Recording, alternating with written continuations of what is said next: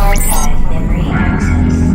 If an item does not appear in our records, it does not exist.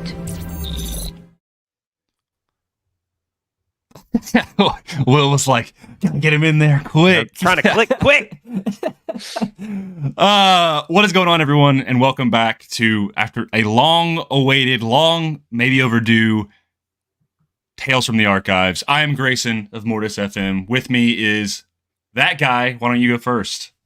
I am Will the Force. I have a beard now. He does. And then there's that guy. Seth from Beyond the Dune Sea. Dude, the man, the myth, the legend, the new Oh, Mike. you knocked that off. Dude, you guys are both legends in my hearts, okay? And you guys both have beautiful, long brown hair. I'm not quite there yet. Maybe I'm one gonna be day. honest with you. When I let you guys in and I walked out to go get this jacket from the mailbox, It literally came in the mail. Literally today. Literally That's great. And I was like, I'm gonna open it right before Super Chris. A live reaction. Do you want to plug? Seth? Yeah, Seth. Make your money, dude. Well, I was going to say, guys, Beyond the Dune Sea just started a merch store. As you can see, there's a lovely hoodie that Will of the Force is sporting right now. It says, it's like poetry. They rhyme, which is from, the maker himself. Okay. And then I can see on Grayson from Mortis FM, on top of his lovely head, you can see a tan Beyond the Dune Sea cap that has our logo on it. So yes, I really appreciate you guys supporting us and the store and everything. That that is amazing. So yeah. Dude, I feel like the odd man out. I'm not wearing any merch. I thought that would be faux pas. Then look at you guys, because I thought about it. I was like, Mos Eisley shirt, my shirt. Mos Eisley shirt, my shirt. And I'm like, Mos Eisley. So then when I went out the door, and then but I'm happy you guys are enjoying it. Oh, it's awesome merch. Now that like Will just got the hoodie, I'm like, dude, this is I gotta get me one of those, especially because we'll be meeting up in like a little less than a month. Maybe we'll make that maybe more public later on. Yeah. But yeah. Yeah. Will, what were you saying? You're like, before I got on the stream, you said something like, Grayson, you're like, I was gonna say, well, first off, hey everybody, if you check the chat, the merch store is now linked in the chat. Legend. Click that link for the Beyond the Dune Sea merch store. I was gonna say, Grayson, your hair's looking a little long in the back there, Bubba. You got some lettuce, some lechuga. Yeah. Oh my gosh. Are we gonna be triplets? Are we all gonna be merging? twinsies? We're just morphing. Oh my gosh. We're like, it's like, what are the Dragon Ball Z characters that do like this or whatever? But that's like, it's a fusion dance. Yeah, we're gonna do that. Gotcha. I was thinking that maybe we'd be the stages of life. Or Animorphs. Yes. Or Animorphs. That would work too. Dude, that's so funny, bro. Somebody want to work on that Photoshop. I know Will, if you give him enough time, he'll do it. Bro made a Quinlan Voss just like Jason Momoa question mark thing like in the middle of a live stream one time or something. Or no, it was Admiral Enigma. That's what it was. Enigma. Question mark. Oh my gosh. Well, let's interact with people in the chat, because people are, specifically me and Will, we've been a little dormant on our respective platforms. You guys over there have been killing it with your Lord of the Rings stuff. JT trying to tell me that I shouldn't have my phone in low power mode. Okay, whatever. Hey man, how you doing? That's weird advice. Yeah, he said not. Hey, lady. Sorry. Well, bye, lady. See you later. I'll see you later. We'll play some four guys that aren't Cole will work. If we were One Direction, Cole is like Zayn, where he just left the band and then he makes better stuff, and he's just so much better. And that's all. Yeah, I thought you were gonna say Harry Styles. You're a Zayn guy. Interesting. I'm not a Zayn guy. I was just saying. Can I be Harry? Metaphor. I'm Harry Styles. Can I be Harry? I like tacos. I went to LA back in June, and I went to his favorite cafe in Hollywood. It was weird. Yeah. He wasn't there. Oh. No. Wow. Okay. It was good. I got a good cheeseburger. Okay. Well, that's cool. A cafe cheeseburger. It was like a gourmet Waffle House. Huh. Yeah. It's like at the base of the Hollywood Hills. Waffle interesting. House, and it's spelled H-A-U umlaut. It's European. Yeah. Mm. Hey, Daniel Barry. Happy Saturday to you. Thank you for being here. Daniel Barry sports highlights. Texas just whacked Michigan, by the way. So thank you. Barry. The hoodie Noah's does look here. crazy. It's dope. Buddy. I gotta get one. Tony with a super chat. Glad Will came out of retirement. Yeah, I'm currently in my cave on Dagobah. So I was gonna say you're in like the island of Octo right now, just like self-imposed isolation. Whatever No, works. He's just working on himself. He's gonna come out. That's true. Jedi Master. That's what it is. No, it's true, bro. Listen, Yeah. Will's probably gonna get embarrassed, but this man's been putting in work in all areas of his life. Bro's hitting the gym. Just saying, bro. Yeah, dude, I went for a nice 3-mile run like right before this. I'm just trying was to get the- outside of the heat. What was the time? Is that too much? I want to know. On the run? Yeah. I don't know. I'd have Is to that pull up my Strava, which makes Oh, me sound okay. like such a freaking dork. What which is I'm that? not. Strava. It's for runners. Sorry, dude. Oh, okay. Sorry, dude. I know you like running. I hate running, dude. I Hate really it. do. Will getting jacked. Not like you, Noah. Here's No. The goal is to look like I could be in the ring for WWF, but Noah, you actually could do it. Yeah. With like the high boots and like war paint and all that stuff. I always joke that Noah, the reason he's called Noah Nation is not because it's like a lot of people that follow him. It's because he's the size of a nation. So He could have a small ecosystem population on his back from shoulder to shoulder. he sent me. We have a group chat for when we play Fortnite with Laney, JT, Noah, and he's just sent one night, like after we got off Fortnite, he just sent like him in his kitchen, just like eating Greek yogurt, and I was like, this dude. Anyway, well, we're glad you guys are here. We got to play Fortnite. Honestly, we can do a trio. Do you still play Fortnite, Will? My Xbox is in storage. No! If you were in the European Union, you could play on iOS.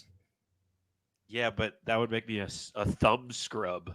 Yeah. I mean, you could get one of those like things that you can, whatever. Anyway, it's fine. It's fine. One day. I just need, you running around as Luke. That's the only time I ever jumped on for a skin. Marvel is happening right now. Doctor Doom, Black Panther, Captain America, War Machine, all in the game. Mysterio, dude. The Colossus skin looks really cool. Dude, I have Cyclops, Colossus, and Jubilee, bro. It's pretty sick. Jubilee is my favorite X-Men. Are you hating on Jubilee, bro? I'm just going to say, out of all the episodes of the new season of X-97, okay, if you had to skip one, which one you skipping? Is it the first half of what, episode 4 or something? The one with Jubilee, when she's in the. I know, but it's only the first half of an episode. They like put 2 episodes anyway. Star Wars. That's why you're here, right? Star Wars is cool. People on the fandom say it's not cool anymore. I disagree, all right? And we're here to deliver the goods, and that is the second half of Star Wars The Living Force, a book that we 3 finished quite a bit ago, in fact. It's probably been about 2 months since we finished it. But the good thing is I took notes, and I think you guys did too. So this is going to be a lot more casual. Hey, kid, fly casual. I'm not going to try to get too heavy-handed with it. There's a lot of moving parts in this book. If you were here for the last stream, you'll follow right along. If you want to go back and listen to the first one, probably was way too long-winded, but it's still probably worth your time. We'll do better next time. This time. Here's the thing about Tales from the Archives is like we get into these. The reason it's live is so we can cut up and have fun, because I mean it has been far too long since I've interacted with my 2 good friends here, and so hopefully this is the start. This is the catalyst of kind of getting back on the horse, as MJ says in Spider-Man 3. No, Peter says that to MJ. Anyway, deep cut reference there. To get back to Tales from the Archives and start covering some Star Wars content, because there was news that they're gonna dial it back to only 1 show a year, which is probably a good thing. So we've got Skeleton Crew in December, but for now we're kind of in a little bit of a void, which, again, I think that's a good thing. So, the Living Force. I think we left off. Did I cover everything, guys? Yeah, I think that's it. Perfect. I was trying to remember what those horses were called from The Last Jedi because you made a horse reference. The Last Jedi, those, oh gosh, I remember the ones, there's other ones that are called Steelies, but that is in Light of the Jedi. I don't remember. You said back on the horse, and I was like, what's a Star Wars horse? That thing. But there's also the horses in Rise of Skywalker. What about Tauntauns? They're kind of like horses. They kind of are. Like horse T-Rex things. Llamas, you know? But Tauntauns only have... Now, hey, I'm a Star Wars fan. Tauntauns only have 2 legs. Yes, but they serve the same purpose as like... I don't know. They're like furry lizards. Lizard? Yeah, dude. They have those big dino tails, dude. They're like T-Rexes. If a T-Rex was a goat, it would be a Tauntaun.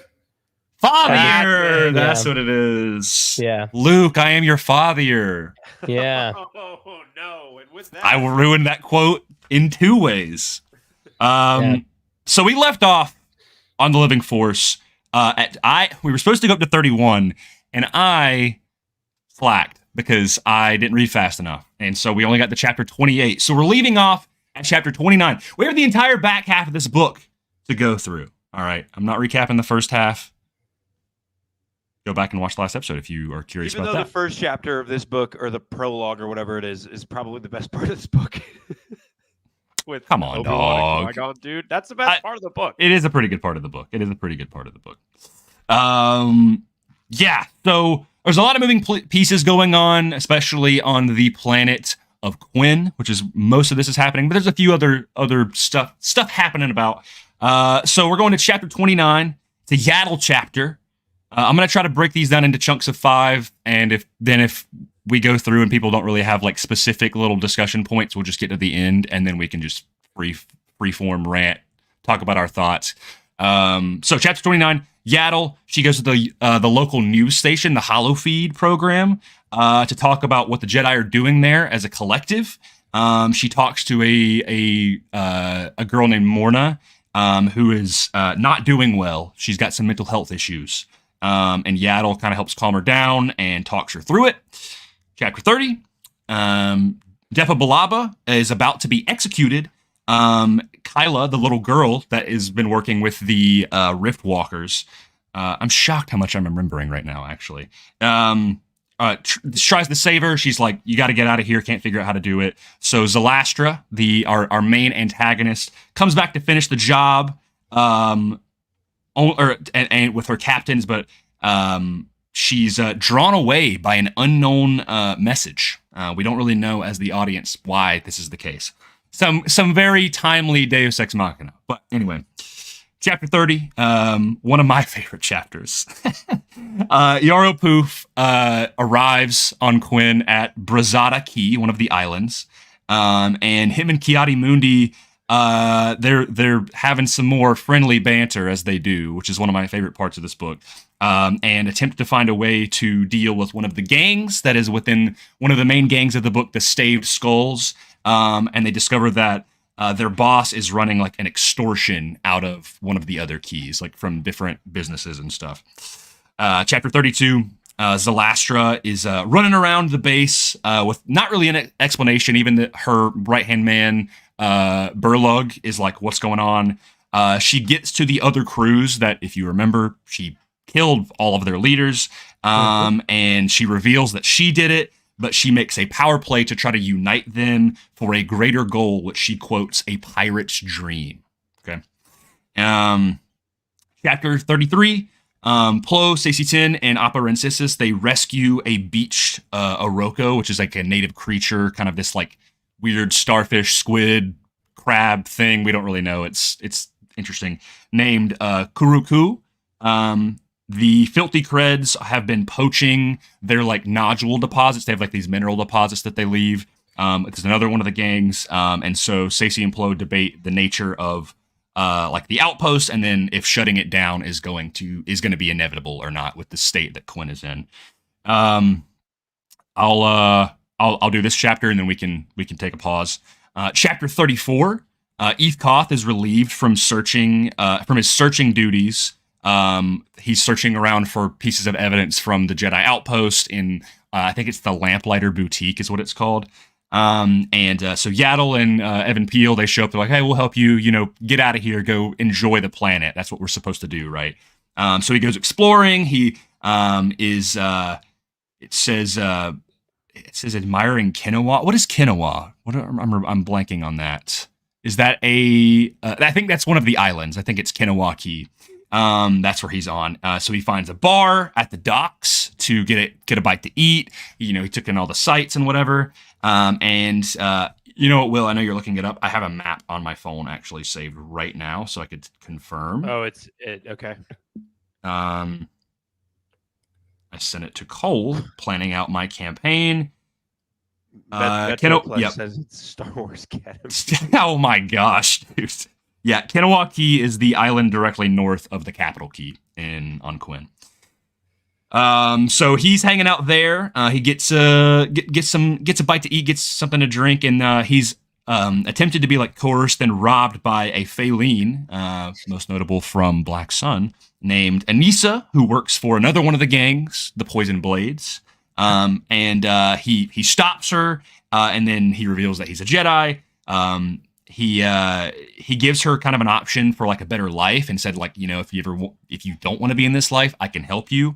It's kind of a more of a friendly altercation, and then she's called away from a call with several other of the Poison Blades with her. Doing a good job so far. Any thoughts? I like Yariel Poof. He's great, dude. Yes. I think because I think in the chapter this might be a little bit so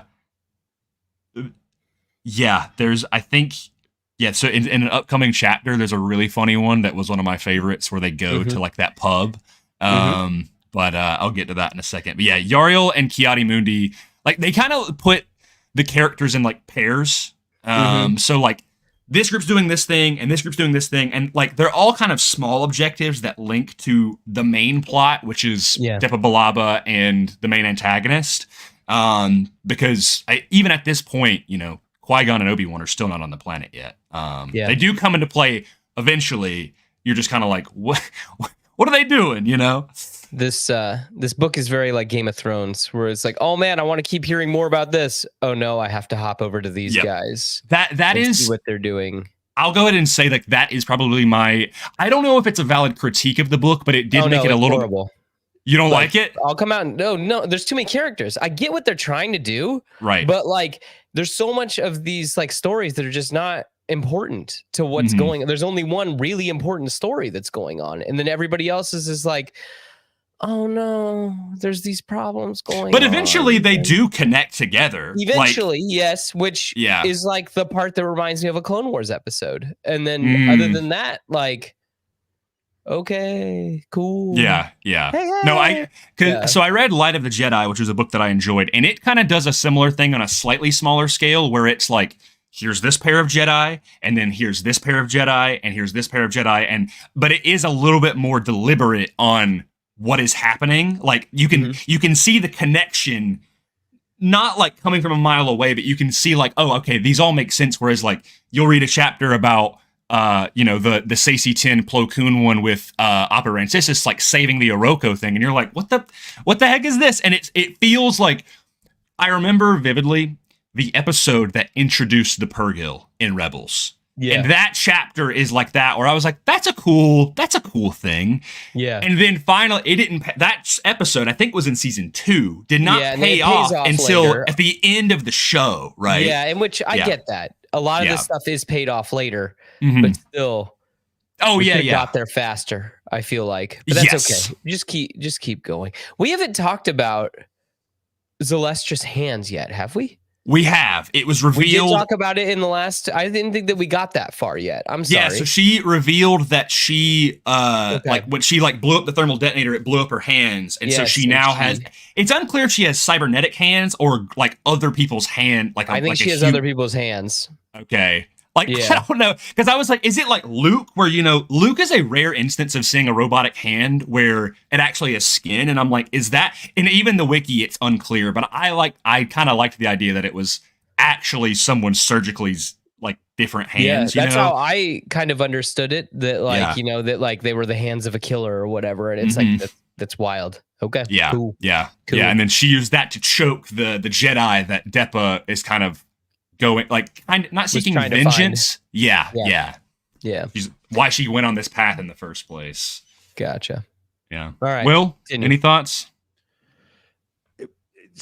I think this is what I meant at the beginning of like, I think most of my thoughts with this are like the book overall. I try and look at this like, Seth, you make a really good point. I think if this was released, like if each chapter was like a novella, that it was like Charles Soule was doing this thing of like, this website, they're releasing a new chapter every week and it'll be two Jedi paired up together and it'll be this long story. And every week on Wednesday, I got like an email and I was like, oh, I'll read it and see what's at. I think I would enjoy it more, but as a large like text of back to back chapters, it is kind of like wading through sand a little bit, where you're like, all right, because Star Wars is very flashy, and everything you watch, something is going to happen, whether it's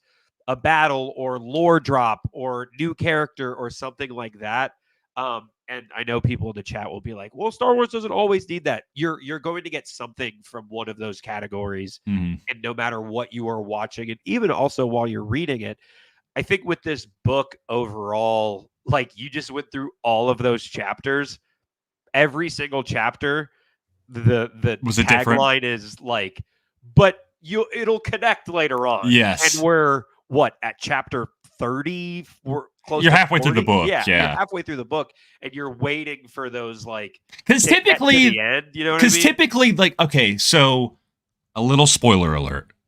There's a book series that we have like 4 books that are like heavy contenders for what we're doing next. I think we're leaning to a specific trilogy.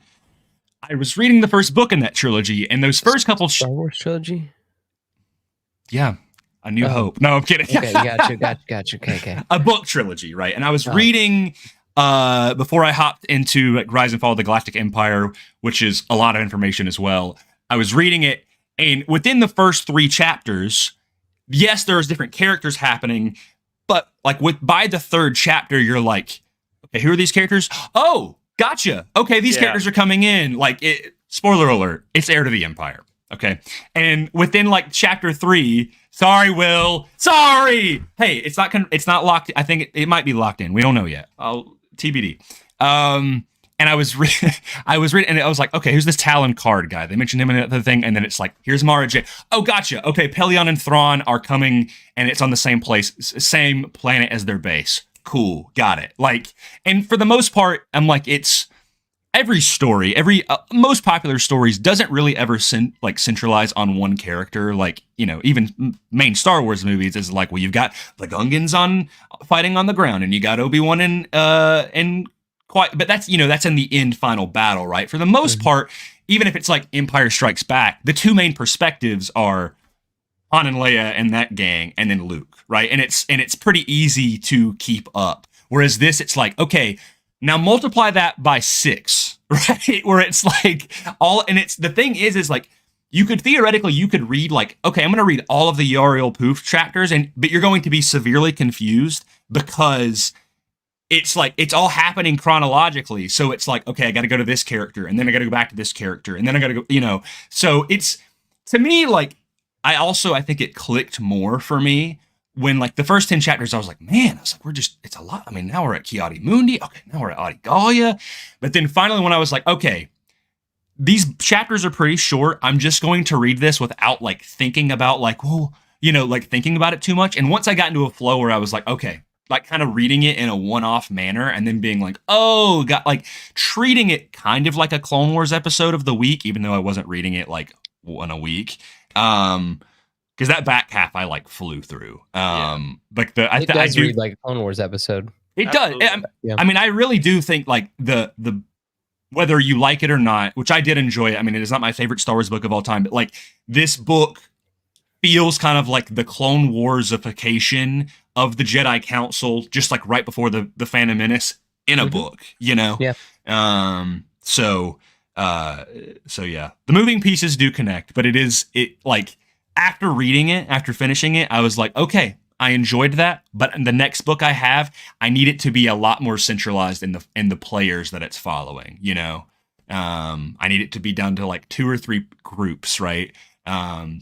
So I still don't know if I can name every member of the Jedi Council. Like if you gave them all, like if you, okay, that's great for you. But like I just have read this book and I'm like, all right, I might be able to match all the names with the pictures. All right, do it for me right now. Try. All right, I'm gonna just say a Jedi and I'll try and describe him then. Okay, Sacy 10. He's the one that looks like Agent Kolar. Nope. Really? Oh no, he's got the big horns. Mm-hmm. Yeah. Yes, gotcha. Gindie guy with the cool helmet. Yeah, exactly. And then sometimes his horn's cracked and sometimes it's not. Yeah. Yes. Just depending. And by the way, there's a later chapter where it kind of self-inserts into a connection of the Gindie scene where he is like a crack shot pilot, crazy you know? Pilot. Yeah. Yeah. And I was like, that's a neat little connection. All right. Yep. Yariel Poof. Freebie. Okay, yeah, I know. Yeah, he looks like he's an alien with a long neck. So he's got an ET finger for a head, basically. Yeah. All right. Q-tip. Yeah, exactly. Yeah, he's a Q-tip. All right. Eve Koth. He's the one that looks like Agent Kolar. Yes, the Zabrak. Gotcha. Yeah. Yeah. Adi Gallia. You know her. Hold on. She's there's also another character that looks like her in Revenge of the Sith. Exactly. She's the one that she is like does she have the white hair or like the snakes? White little, yes. Mm-hmm. Yeah, okay. Gotcha. Yeah, because you're probably getting confused with Stas Ali, who is also in Revenge of... Yes, gotcha. They do that with both Eve Koth and with Adi Gallia, where it's like, here's a very similar looking person, but it's not the same person. It's so ridiculous. Whatever. Yeah. Anyway. Star Wars is George Lucas. I love him. Yeah. Okay. Plo Koon. You know him. Oh yeah, Mask. Gotcha. Yeah, all right. you're people to me. I'm not even gonna. Yeah, you're people. That was it. Yeah. Not to me. I'm not gonna give you Mace Windu or Yoda. Those were easy. Yeah, duh. I know that. Yaddle, you got her. Yeah, okay. Yeah. Appa Rancisis. He's the snake guy. Yes. Yeah. Hairball snake. Yeah, he's got a big beard. Yeah. He's a big snake. Yeah. And then the biggest character in the Acolyte, Ki-Adi-Mundi. Yes. Yeah. Yes. What about the droid attack on the Wookiees? No, you didn't name the little guy who's like the little you got me. No, White Yoda. Yes, I was going to say just pink Yoda. With a Russian accent. I actually love him. What's his name? I don't know. Bro, he was there. I think it's Evan Peel. Evan Peel. Yeah. Okay. Gotcha. There we go. Yeah. Peel. Yeah. It's the start of him peeling oranges. Yeah. There you go. Yeah. Again, that's it. You got it, man. I guess I do know it, but still, it's crazy because. But then it changes within the next. Book. Yes, there are a lot of names. Crazy. Especially Especially when they're like meeting like the NPCs of the world. Yes. Yeah, where it's like there's a lot of them, dude. And even those interconnect. Like the people in the first half, that was like the girl that was flirting with Ki-Adi-Mundi because she thought like her husband was cheating on her, who created the tents. Those come into play later. Yeah. This is some book. That's all I got to say. Yes, it is. Yeah. Well, I'll keep riffing and raffing. Make it real quick. Okay. So we left off with Eve Koth, the girl at the bar. She went away. Yeah. All right. Yep. Chapter 35. Bye-bye. Back to Mace Windu and Captain Balo, not Balin Skull, different guy. They fix the ship that they're on, and then they're attacked by a stave skull vessel before a Vile ship comes to attack the skulls, and then the Creds come to attack the skulls before they all disappear. What's happening? But then Qui-Gon calls shortly after and lets them know that they intercepted a transmission from Kyla Lomata, the little girl, near the Riftwalker base on Valbaron. All right. Dope. By the way, Valbaron is a cool Star Wars planet name. I like that. Yeah. Does it sound too much like Alderaan? But see, okay, but you think about like Dantooine, or like, I love when planets like have like slight variations of like they're not quite sounding the same, because there's Tatooine, there's Dantooine, there's Yeah. Is that how there's like a Springfield in every state? Like they're just one or like guy a Greenville or something. Yeah, one guy who's populating all these. This system will be called Dantooine, and this system will be called Tatooine. It kind of sounds like you're going Alderaan, Volberon, like Alderaan, Volberon. Let's see. It's just the double AAN and the R. Mm-hmm. Anyway. But yeah, Qui-Gon is like, hey, they got a transmission from her near the planet, and they're like, all right, we'll meet up. They're trying to figure out if Depa might be there or not, or at the very least, they're going to try to rescue this girl. Chapter 36, back to Ki-Adi-Mundi and Yaro Poof, one of my favorite chapters. They off page got one of the Oroko nodule deposits. That was confusing to me when it happened off page. I was like, okay. They request Plo and Sacy. Yes, that Plo and Sacy 10 went to go get the nodule deposit off page, and they were like, Ki-Adi, Jarl, help us. And they were like, okay, that all happened off, like that is not a part that it happened after or before the fact. They're staking out the State of Skulls headquarters on one of the keys, Voraki, at their local pub. Ki-Adi-Mundi, he puts the little spike things like around his head to like they're like glued on or something. Which is so he just can be a gang member. Yeah, the fact that like, dude, when they're glued on, I'm like, bro, that is some Party City stuff right there. Oh yeah. Yeah. So they can't hurt that skull. I know. And that beautiful pointed cranium of his. Yep. It's so funny to think that he was like super gluing horns onto his head, but then you think of like Obi-Wan in Clone Wars where he gets like full plastic surgery to become a different bounty hunter. Yeah. Like, I guess maybe the technology wasn't there, and they needed wood glue to stick stuff to his giant dome. Seth, I remember listening to I swear you've said this. I feel like I've heard your voice say this. Didn't you refer to when that happens to Obi-Wan? You were like, that you and Connor called it like the polyjuice potion from Harry Potter. Yes, that is true. That's what it is. That's exact. I remember you on an episode like mentioning that. I feel on your show. That's so funny, dude. Sounds like something I would say. It is. But I feel like that we talked about that I just thought that whole thing was really silly. That I'm like, cool, let's just lie to everyone. He's going deep undercover. Okay. Oh, cool. Yeah, Clone Wars. Anakin might just become Darth Vader, months earlier because of your actions, but whatever. That's one of those moments where when we read Dark Disciple, we were talking about how the Jedi were just like willy-nilly, like, Quinlan Vos, yay, you didn't do that. Come on back. Oh, you did. You did commit genocide. Okay. And then like, that's one of those moments where I'm like, man, the Jedi look really stupid, dude. Like they look dumb. And maybe that's the point, but I'm like, dang, they're really stupid. War, man. War does it to you. Makes you dumb. War never changes, as they say in Fallout. Yeah, so Ki-Adi-Mundi goes undercover with the extortionist skulls. They're paying up to the boss. But then other cabs from the different gangs arrive. And they continue to stake out. And there's this funny little altercation where Yaro Poof is standing outside the door and the guy's like, leave. And he's like, meh. It's a whole thing. Yeah, he mind tricks him. Yeah. Yes. Yeah, he's just like, Yaro Poof is like spamming Jedi mind tricks, bro. Like he literally, it's like a Lego game. Is he trying to work on that? Like he's trying to get better at that sort of thing and get better. Yeah, because he that's exactly because he's like Ki-Adi-Mundi gets onto him of being like, you can't just resolve for that, and he's just like, but I'm bored. Like they're talking about like how he's bored, and he's like, it's just more fun to do that, and I'm like, bro, all right, what a Jedi forever, right? Yeah, he's like 400. He's not as old as Yoda, but he's like him and Appo are like the oldest. Because he's still anyway. Chapter 37, Yoda and Adigalia. They inspect an arena on Galaki. This is an interesting chapter.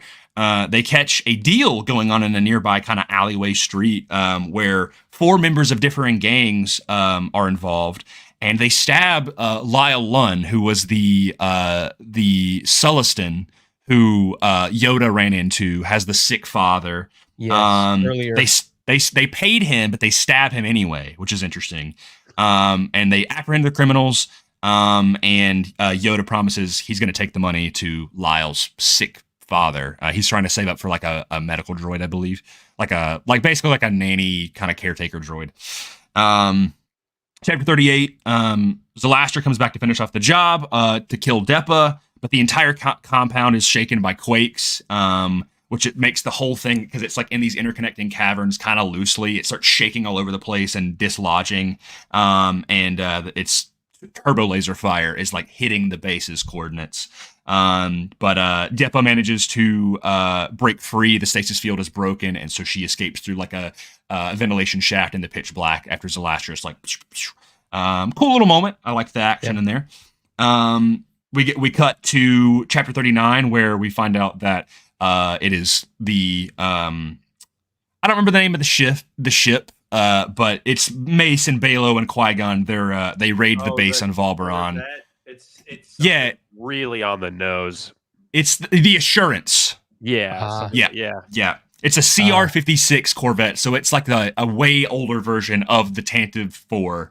Yeah. Okay. And they make a plan to land on the ground. That's that. Oh no, sorry, it's not that chapter. But then we cut to Zalastra, who's scrambling around, finds her crew. They think they've been attacked by another gang because she announced that she actually did it. But Balo actually calls, threatens them. Zalastra's like, let's get out of here. We're gonna, like, this doesn't matter that we're here. We're gonna go for the biggest jackpot of all. Chapter 40, Qui-Gon and Obi-Wan, they rappel into the cave system, and they find our three hooligans, the Idiot Three. Which are like arguably the best part of this book. They listen. Opinion. That is to me like quintessential D&D campaign, Star Wars, like Clone Wars episode of like, here's these goofballs that keep showing up. They're literally the Star Wars' Three Stooges. That's what they are. But it's good. I feel like it's they're good. Handled really well. Yeah. No, I like it. I think it's great. Like, I think that they are some of my best, like my favorite characters in this story, and I like that's awesome that they keep reoccurring. Like they just keep showing back up, and then like eventually they're the ones that help kind of screw over Zalastra in it. It's just like, this is it's so good. I like them a lot. Yeah. Every time they showed up, I smiled. So that doesn't. Now that like I think about it, that feels like, I feel like knowing your taste, that feels like a very like, because I think you are someone who really enjoys the more like, what is it like? I for lack of a better term, like happy-go-lucky side of Star Wars, like Return of the Jedi, you love the happy ending, right? And like these characters, they don't do anything intrinsically dark. Yes, they're semi-antagonistic, but they're kind of like Hondo in like a more dumb way. But I was gonna say they're stupid, but they're just stupid enough, if that makes sense. That it's like it doesn't go off into like it's annoying, right? If that makes sense, because they're just so sprinkled throughout the book. Mm-hmm. And so it's like, oh, what are these guys doing again? Oh, okay, this is kind of funny. That like, so yeah, that like they're like the Riff Walkers again, class clowns. Yeah. I'm glad. Will, what do you think of the Idiot Three? So I know we talked about it last time. For the audiobook, it's a completely different listening experience. Listening to these bumbling idiots. But yeah, you two listen to the audiobook. I only read. Yeah, because the one guy talks like Barney from The Simpsons. He talks like this. Oh no, Zalastra! What are we gonna do? Yeah, that. Like, which one is it? Is it the big guy or like the bulldog dude that talks like that? It's the bulldog dude. Okay. Was that his name? Wongo. I have their names wrten down. It's Wongo, Gore, and the Lobber. Could be any of their names. Like, yes. True. No, I thought it was Blurg, or do it Kala, or is that not them? No, it's one of them was Blurga. There's Burlug. That's the right hand guy to Zalastra, the blue dude. I'm sorry. My bad. No. So Gore is the big one. He is a Hook, I believe. That's what they said. I like to look him up because then there's the Clatunian, the bulldog guy. That's Wongo, and then there's the Deveronian guy who I always envisioned talking like this. Was the Lobber. How does he talk in the audiobook? Did I get it right? Honestly, kind of like that. I just imagine him being like, what do you mean? You know? I'm trying to remember the best line. They say something really, really funny here. Gosh, do you want to pull? I have the book. I can pull it up. Chapter 40. I don't remember. It's when everything's all falling apart. They say something like super ridiculous about. It's like, it reminds me of like Shaun of the Dead, where like they were. he says something about like, well, he thinks that dogs can't look up. Like it's something like really, really ridiculous that he believes. Yeah. And I can't remember what the line is, but I'm like, I was laughing. No I'm like, dude, that's hilarious. I can't remember what the line is though, but it is something about that. We're like, man, it's okay. You're never gonna find it. I have no idea. I'm on the chapter. Okay.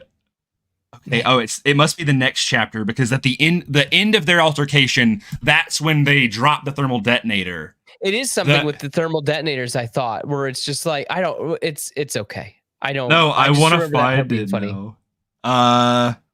Let's see. Grayson, while you look, what I was going to say was, I think this is kind of my opinion with the book overall, is characters like that are why I am interested, but not necessarily like as excited as I was for something like Ahsoka or like Mando season 2 or season 3 for Skeleton Crew.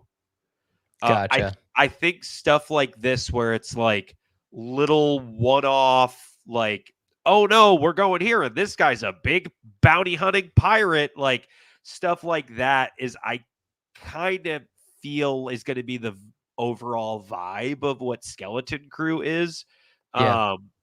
Just because I know it is going to be like, everybody's calling it Goonies Star Wars, but like, which Goonies is great and that's what Goonies is, but I just feel like it's going to be week to week of like, oh no, we have to go to this restaurant, we're all kids, and the bartender is like, you got to go into the forest and find the blah blah blah. I feel like it's going to be very like D&D, like GM campaign-y for the full season, at least from my perspective. It doesn't happen for a while. I'm like going through all these chapters, and it is a thing of like, it's okay.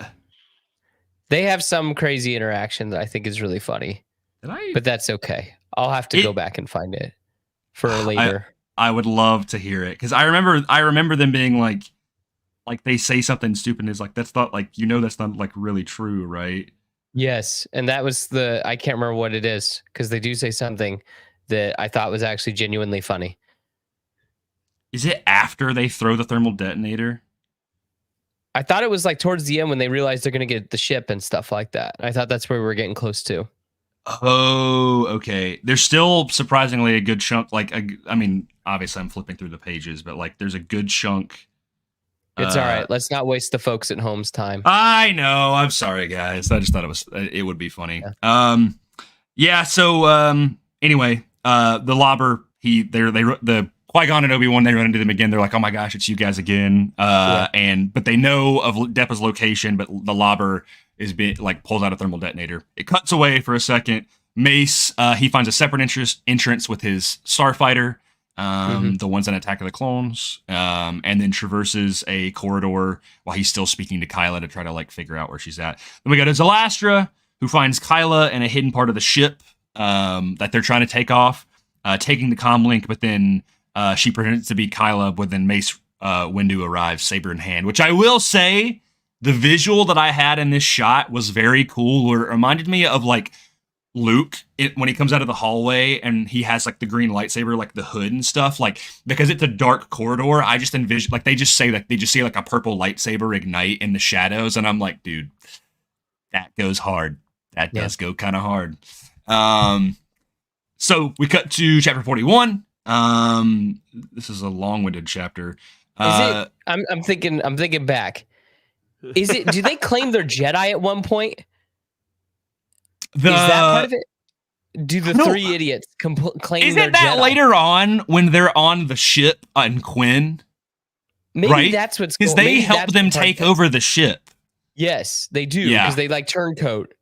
And maybe it's something with that where they claim that they're Jedi and they say something about it's in that exchange or whatever. Yeah.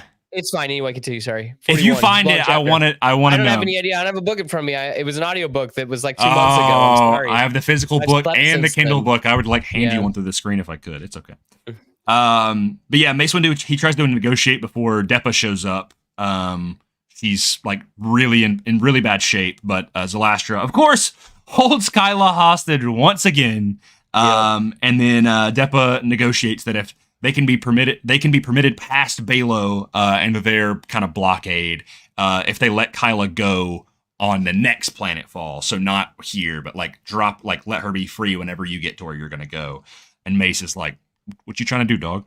And then we cut back to Qui-Gon and Obi-Wan. They try to defuse the situation, but Wongo turns on the Lobber for being a dumb leader, and so he slaps the thermal detonator out of his hand, and it goes down the corridor toward the arsenal of the base, like the munitions supply. We cut back to Zalastra, who tries to take off as an explosion in the arsenal tunnel happens. Mace attempts to get on the ship, but he stops in a defensive position to stop falling debris. I believe on top of like him and Depa, like with the Force. And then the Idiot 3 show up. They get on the ship instead. They like run out of the tunnel. And they're like, woo! Obi-Wan and Qui-Gon, they come out of the tunnel too. And then they all get on Mace Windu's starfighter. Because I believe I think Obi-Wan and Qui-Gon take Mace Windu's starfighter like out of the tunnel. And then they're like, Depa, you get in, we'll hang on to the side. So like I think like they all hang on like underneath of the starfighter and they like fly out of the tunnel at like the hangar as the whole base collapses around them. Pretty cool. I enjoyed that part a lot. I was agree. like, that's dope. Cool. And then chapter 42. Yeah, it's like, and I like the idea of them just kind of like if anybody's ever played Batman Arkham City, when Batman is like hanging from the helicopter in like the Tiger Guard helicopters, and he's just like, they're like, where did he go? That's what it reminded me of, the Jedi. Like you can see their cloaks hanging and they're just like hanging on the side. Anyway, Batman, I know Will's like, neurons firing. Hold down X to ground pound. Let's see. So cool, dude. It's great. I love those games. And we cut back to Yoda, who spends the day. This is actually a really sweet chapter. He spends the day with Lyle's father, who has been like from Quinn his entire life. He's like a very earnest being. And Erwin does pass away peacefully, looking at the unquenchable fire of the mount. Like he has like a perfect view out of his window and passes away peacefully. I think I did like shed some tears. I was like, bro, that's sad.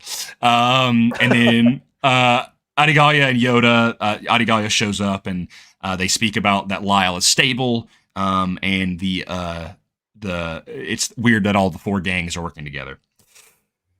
Chapter 43, Depa is on the Assurance. She's recovering. Qui-Gon and Obi-Wan, they go ahead and head to Quinn because they were called earlier. So they go and head there. The Assurance picks up any other transmissions. And they find it says the Assurance picks up for any other transmissions, finding the one when Depa was going to be executed with the idiot card in hand. Oh, gotcha. So they're like, they managed to like intercept a transmission. They see the recording and she has the idiot card in her hand, which apparently Depa kind of realizes like it's a whole thing. So Mace reveals that Zarin Rawl, the Jedi that gets killed by Zalastra, had one of those cards in his mouth when he died, and he hid it from Depa Billaba, but nobody else, which was not a cool move, Mace. But the Jedi are super cool. Yeah, bro. Mace Windu, dude. Yeah. Mace Windu. Sucks. And basically, he hid it from her because he didn't want her to take it out of like a vengeance quest. Yet she did. Yeah, she did it anyway. She said she had like personal attachment because she tutored Zoran Rawl. She wasn't his master, but she was like a tutor of his. So I don't know. Friend. Yeah, like an older sister kind of thing. And so they get set on. They're like, all right, we're gonna find Kyla. And then when she's looking back at the playback of the thing, she realizes that Zalastra's deck was a trick deck, and that her goal is to unify the gangs and take out the Jedi Council as the ultimate prize. Depa doing some Thrawn stuff right now. She was like, I've got it, you know? Like, yeah. We finally hop to part 3. Like act 3, whatever, because it's like 4 acts. Chapter 44. Dude, this book, there's a lot of chapters in this book, dude. Zalastra has a meeting with all of the gangs and rivals, making a plan to take out the Jedi during the celebration on Quinn. They're going to make it their own pirate state. The Jedi Council convenes from various locations. They discussing kind of all what they know. Depa Billaba makes a plan for Mace, Qui-Gon, and Obi-Wan to stay in space while the rest attend the celebration. And she believes that she knows Zalastra's plans. She's like, let me cook. Chapter 45. Zalastra and her crew arrive on Quinn. They meet with the other gangs in their hub aboard the casino barge, the Pelagic. Or Pelagic, whatever. Pelagic. She confirms that with one of her grunts, I think the Ithorian guy, that there is a bomb within one of the cases that they used to kill the leaders inside the arena. So all the gang leaders, they go to Galaki or something. I don't know why I put that, but several of the council members, they prepare at the arena. Even Morna, the girl that Yaddle has been kind of consoling, helps them prepare, as well as Evan's ensemble of the students. All of his kids. Yeah, all of his minions. And then Ethan and Evan are pulled away by a call from someone Eth knows. Which there's like some funny altercation where Yarl and Kiadi Mundi or Yarl is like, Eth Koth has a girlfriend. I'm like, bro, like, what a clown.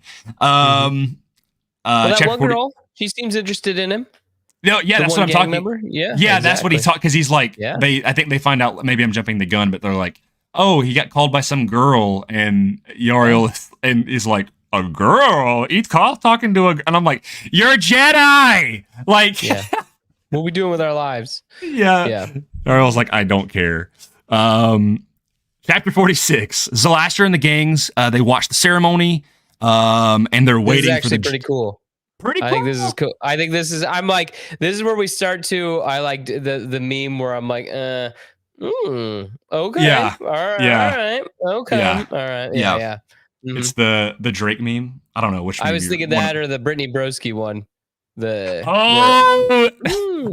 don't know. Gotcha. I don't know why it blows my mind to like that you know the name Brittany Broski. Like, I think that's so funny to me. Okay.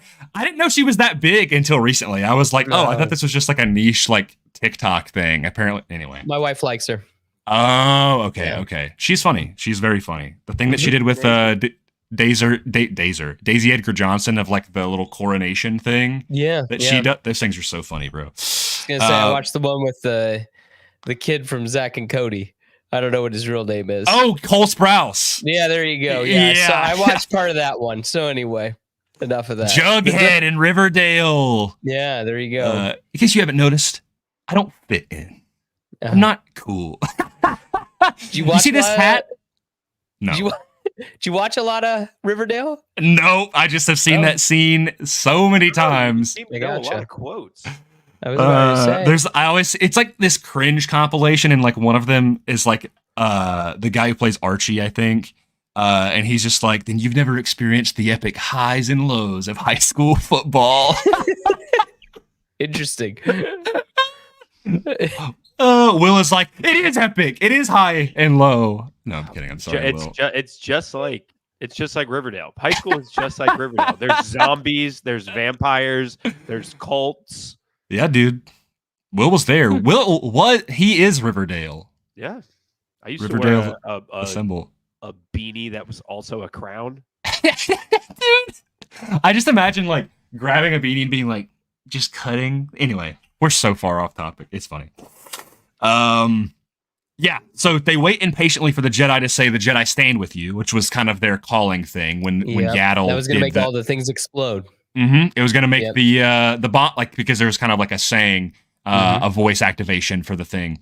However, Yoda says it in his backwards way. They make Yoda say it, so he's like, like, with you, the Jedi the Jedi do. Yeah, exactly. And it's like, and Zalastra's like, they all freak out. Gabby About Books says it's the random tangents that make these streams. Hey, that's why I'm here. That's why we're here. Here to please. All right. Yeah, Yoda says So it in now backwards everything's way. starting to fall apart. I remember this. This is all like Yeah. this is getting real clean to me. This is clear. Yeah. Okay. Yeah. Yeah. This is Yeah. where everything's finally starting to like Everything's connect. coming together. Yeah. So the Yeah. gangs are like, do we attack? Because basically the bomb was going to go off, and then the gangs were also going to attack in the case that it didn't kill the Jedi. Yep. So Zalastra's like, fine, chapter 47, I'm going to go down there. I'm going to just activate it with a comm link. I'm just going to put a comm link next to it because the scan for the arena has already happened. Like, I'll just sneak down in there. And Depa is already there with Mace Windu's lightsaber. Pretty cool. Because she doesn't have hers back yet. And so the bomb is not even in the case. Zalastra, like, it's like revealed. It's like, yeah, we took that out. Stupid. And so Zalastra's like, just like leaves. Chapter 48. So then the Jedi are like, go, go, go. Like they have this whole plan as like a storm rolls in. The arena is locked up. While a lot of the Jedi split up into kind of several duos. Morna stays to keep the broadcast going, to kind of keep people at peace. Evan Peel and Eth Koth, they step outside to deal with the tasty comic carts that were part of the gang's plan. They had weapons in them, but the Jedi also, they thwarted that too. Yep. As Eth Koth got a tip from Anissa. I don't remember exactly how it happened. Like they were going to use the carts to like keep their weapons, and then the gang members were like, wait, like, that's right, because there was a thing happening where that company was like smuggling, or like they owned that company, or they like, and I think they talk about it, I think literally in the next chapter, that Mace Windu like dealt with it. Like Mace, maybe, or Jarl, one of the two, they like dealt with it the day before, and the gang didn't even know. It was like, so there's no weapons in the stuff, right? Mm-hmm. Yeah. All the food cards. Yeah. And there's also these tents that are surrounded, like it's this whole thing on the main island, but they put the tents out because of the storm. But in fact, there's no people in the tents either. The gangs are like, wait, what? Completely blindsided by the Jedi. And all the people are actually on different islands, like watching a transmission. And so Eth Koth and Evan Peel, they start fighting the vendors. We go to 49, where Mace and Balo and the Assurance, they bait the fleet of pirate ships that are attacking like the main station, using Eth's warnings to try to contaminate the food supply. So there was like a food supply that was going to come down, and it was going to affect this whole thing. And so they took care of that. None of the people on the station actually ate it. And so Obi-Wan and Qui-Gon, they deploy in these pods from the station to be undetected and land on the randomizer as it's going into orbit. So pretty cool. Yeah. Whereas Zalastra, she gets away from the arena. They get to like a skiff, which I don't know if this is the same thing with you guys. Anytime I think of a Star Wars skiff, I just think of the Jabba the Hutt. Like like that's all I think of, are the ones that are surrounding the barge. I'm like, what do other skiffs look like? Do they all look like that? I don't know. Well, aren't the things that they fly around in Phantom Menace, like that take them like to places on Coruscant, aren't those kind of like skiffs? I think those are air speeders. No? They're kind of like well, what's the difference between an air speeder and like, or I mean, is that really that much different than like Luke's speeder then? So a skiff is more like an open flat land speeder. So like Luke's land speeder. So, and land speeders can go, because they acknowledge later on that the skiff, like it doesn't just fly straight up in the air. It can it has to have kind of a basis of it needs to be kind of by the ground. Yeah. Right. And so like when they're trying to go up the mountain, it's like it's such a steep incline that it's which also kind of doesn't make any sense to me, because like when you think of where the skiff is in Return of the Jedi, it's like the Sarlacc pit is a dip. Like the wall of the Sarlacc pit is like this. They're kind of around the edge of it. They're not over. I guess that's why he's got to go out on the plank. There's so much space between the two that you can like, it's not a thing where it has to be like this close to the ground. It can be like a good, I don't know, it can be like a good 40 feet in the air. It also depends on how much weight is on it, and like if I the just think of engines like are strong enough. how far Boba Fett had to fly from the skiff to the sail barge when he slams into the wall. Like he's in the air. Like when Luke does the kick where he doesn't kick anybody. Yeah, you see Boba Fett go across. Like, he's in the air for a long time. So like it's a big pit. Yeah, that's what I mean. But like, I don't know. That is how high it is off the ground as opposed to like. I think it's just a movie in continuity sort of thing. Yeah. By the way, speaking of that, the first 5 letters of that, there's like a part where Zalastra calls the Assurance the Incontinence. And like I just read that as I was flipping through to find the thing that Seth was talking about, and I was like, that's funny. Funny. Thanks, Charles Soule. It's not Charles Soule who wrote this. Oh, not Charles Soule. John Jackson Miller. The other one. John Jackson Miller. That guy. Yeah. Him. But yeah, they get to the skiff. Burlug, IK 111 or 111, 111, whatever, and Kyla, they're all there. And then air speeders begin attacking the keys is it from the randomizer? I don't remember. They drop out of a ship, don't they? They drop out of a ship. Like fighting over the water. Mm-hmm. Yeah. And then Stacey 10 is like, and he just like puts on his glasses, like, and starts flying around. He's just killing everybody. It's kind of wild that he's just. He doesn't kill them. He takes them out. He takes them out, but he makes sure to shoot them over the water, and then he's getting, I believe, the people that are working on the water boats. Like I think they're like picking them up. Yes, the people that from the taxi service or whatever that they had set up. Yeah. Again, so it all comes together. It's cute. I'll give you that. I don't know if I can say it's good, but like, it's cute. Here's what I'll say before we get do the last 13 chapters. What I will say about this book is, if you're looking for something that like deepens the Star Wars lore or is like really centralized on like the mythos of the Force or whatever, that is not what this book is. You know, it's kind of a misleading book. It's not, because the Living Force is dealing with like the everyday people. Mm-hmm. And that like it's you really have to read between the lines. I mean, when John Jackson Miller pitched this book, when he said it, he was like, the Jedi go on spring break, basically. Like, that was what which not literally, it's not like it's this big fun vacation for them, but it literally, like, in my opinion, this is like the perfect summer Star Wars book, where it's like, it's on these tropical islands and it's fun adventures and silly goofs and gags that you don't really have to sit there and be like Plagueis, I think, is way heavier of a read in terms of like the lore, and you're like, oh man, like, I mean, that one little passage that me and Connor, I mean, you guys probably love it too, where he's like talking about like the eclipse that would happen on that one planet and how it was like, but then right after the eclipse, there's like this like shining spot of light that is stronger than ever. I was like, oh man, this is so deep and metaphorical. This book does not have that. This is genuinely like it's a fun adventure book. Mm-hmm. And so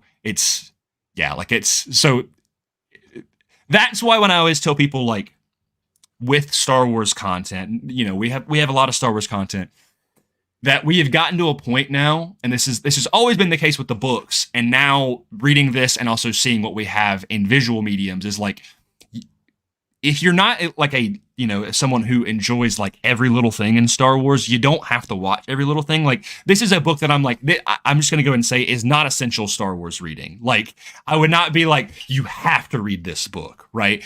It's just one that I'm like, yeah, do you want like a fun, like kind of a lighthearted adventure that is just fun to read, and you could probably read, like, I mean, if you're a fast reader, you could read in like a little bit of time. Yeah, it's that's what this is, but it's really like Skeleton Crew upcoming is a good, like, it's tailored for like, this is going to probably be a fun adventure. It's probably not going to deepen the mythos of the Force or the New Republic in terms of like what's happening like socio-politically or what's happening with Luke Skywalker or, you know, whatever. It's like, it's Star Wars Goonies. It's a fun family event. Like, that's what this is. It's just, I wouldn't say this is like a fun family adventure. It's just like, do you like the Jedi? Do you like these characters? You want to see them have fun? Here's Living Force, right? It's like proto Clone Wars. It is. Like, it really like is. A Clone Wars. And it what is like a goofy episode? Phantom Menace. Yes, especially at the end. as much as I love what happens in like that story from A to B in Gendy's Clone Wars, it's like the stuff with Anakin saving like the men in that weird alien race where they're all like mutated. Yes. Where it's like Melvin. kind of like a weird Melvin, off yeah. thing. And I know he has the vision of like Darth Vader and all of that stuff. And it's great. I love watching that. But like it's such like a not even a B plot, but like a C like or a D thing. Because isn't it right happens where after it's that the Battle of Coruscant happens? Yeah, it's like It's all such a happening at the same weird- time. Yeah. Oh, okay. Yeah. 'Cause that's the thing where he's like eating the worms and he's like, Mhm. it's protein. And he eats all the worms and then they just go underneath. But It honestly, it feels like a more like more central, like with the Living Force feels like more like engaging characters in terms of like what they're doing action wise of like that. You remember that episode of Clone Wars? This might be insulting. I don't mean it that way, but like it's 3PO and R2 and they're like getting lost in like, they're like going from like, they're on Wolf's ship and then they get like lost in an escape pod and they land in like a planet that's basically like Gulliver's Travels and then like the Wizard of Oz where there's like a guy like actually operating like behind the scenes. It's like a one-off episode. I have no recollection. You know, they like go to No. like 3 different alien planets. There's one where there's like this like big guy who's like ruling these little people, Is and this then like season 1 or something? this is like season 5, bro.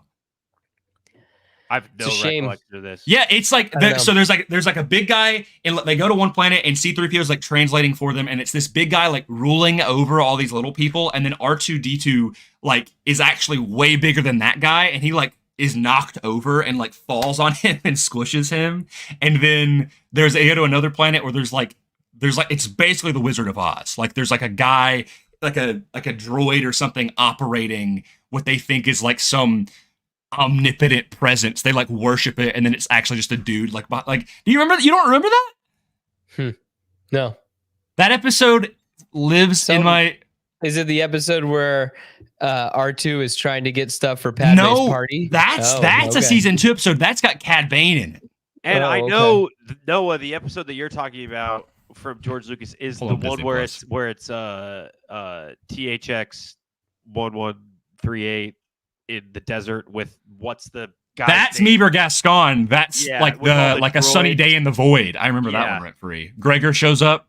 Yeah, all those Mhm. droids, and then what's the little guy's name? Did you Meber say it? Gascon. Yeah, I'm Yeah. General Meber Gascon. yeah. The D Squad. That's what he's called. I don't remember, bro. That's what it's called, bro. D Squad. Yeah. I'm a real Star Wars I fan, think bro. what you're saying, Grayson, is completely true. Where like this book has like holds the same like lore weight as Gesundheit. Thanks. Sorry. Force bless you. Holds the same like lore weight as Visions to me, where like, yeah, it's all characters that you see pop up in other media, and Visions you don't really see that, but like Mhm. it's cool to like turn on an episode, you watch it, and you're like, oh, that's cool. That's what can happen in Star Wars, and then that's like not. It doesn't really do anything. Like nothing in this book. You're watching Attack of the Clones, and you're like, oh, that's why in Attack of the Clones, that's why Ki-Adi-Mundi had all that ice cream in Attack of the Clones. It's like it doesn't really. Yeah.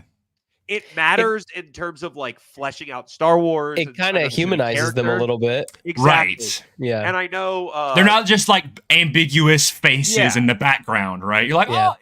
oh, this is literally like kind of more an amplified version of like, pardon my French. This is like Glup Shido the movie, you know, where it's like, it's like, yeah, do you like Yariel Poof, the guy who goes it's in the it's background like of the if you Phantom took Menace? all of the characters that you would be able to interact with in Mhm. a prequels video game, and all of those NPCs, you told a story about all of those guys. Yeah. Yeah. Yeah.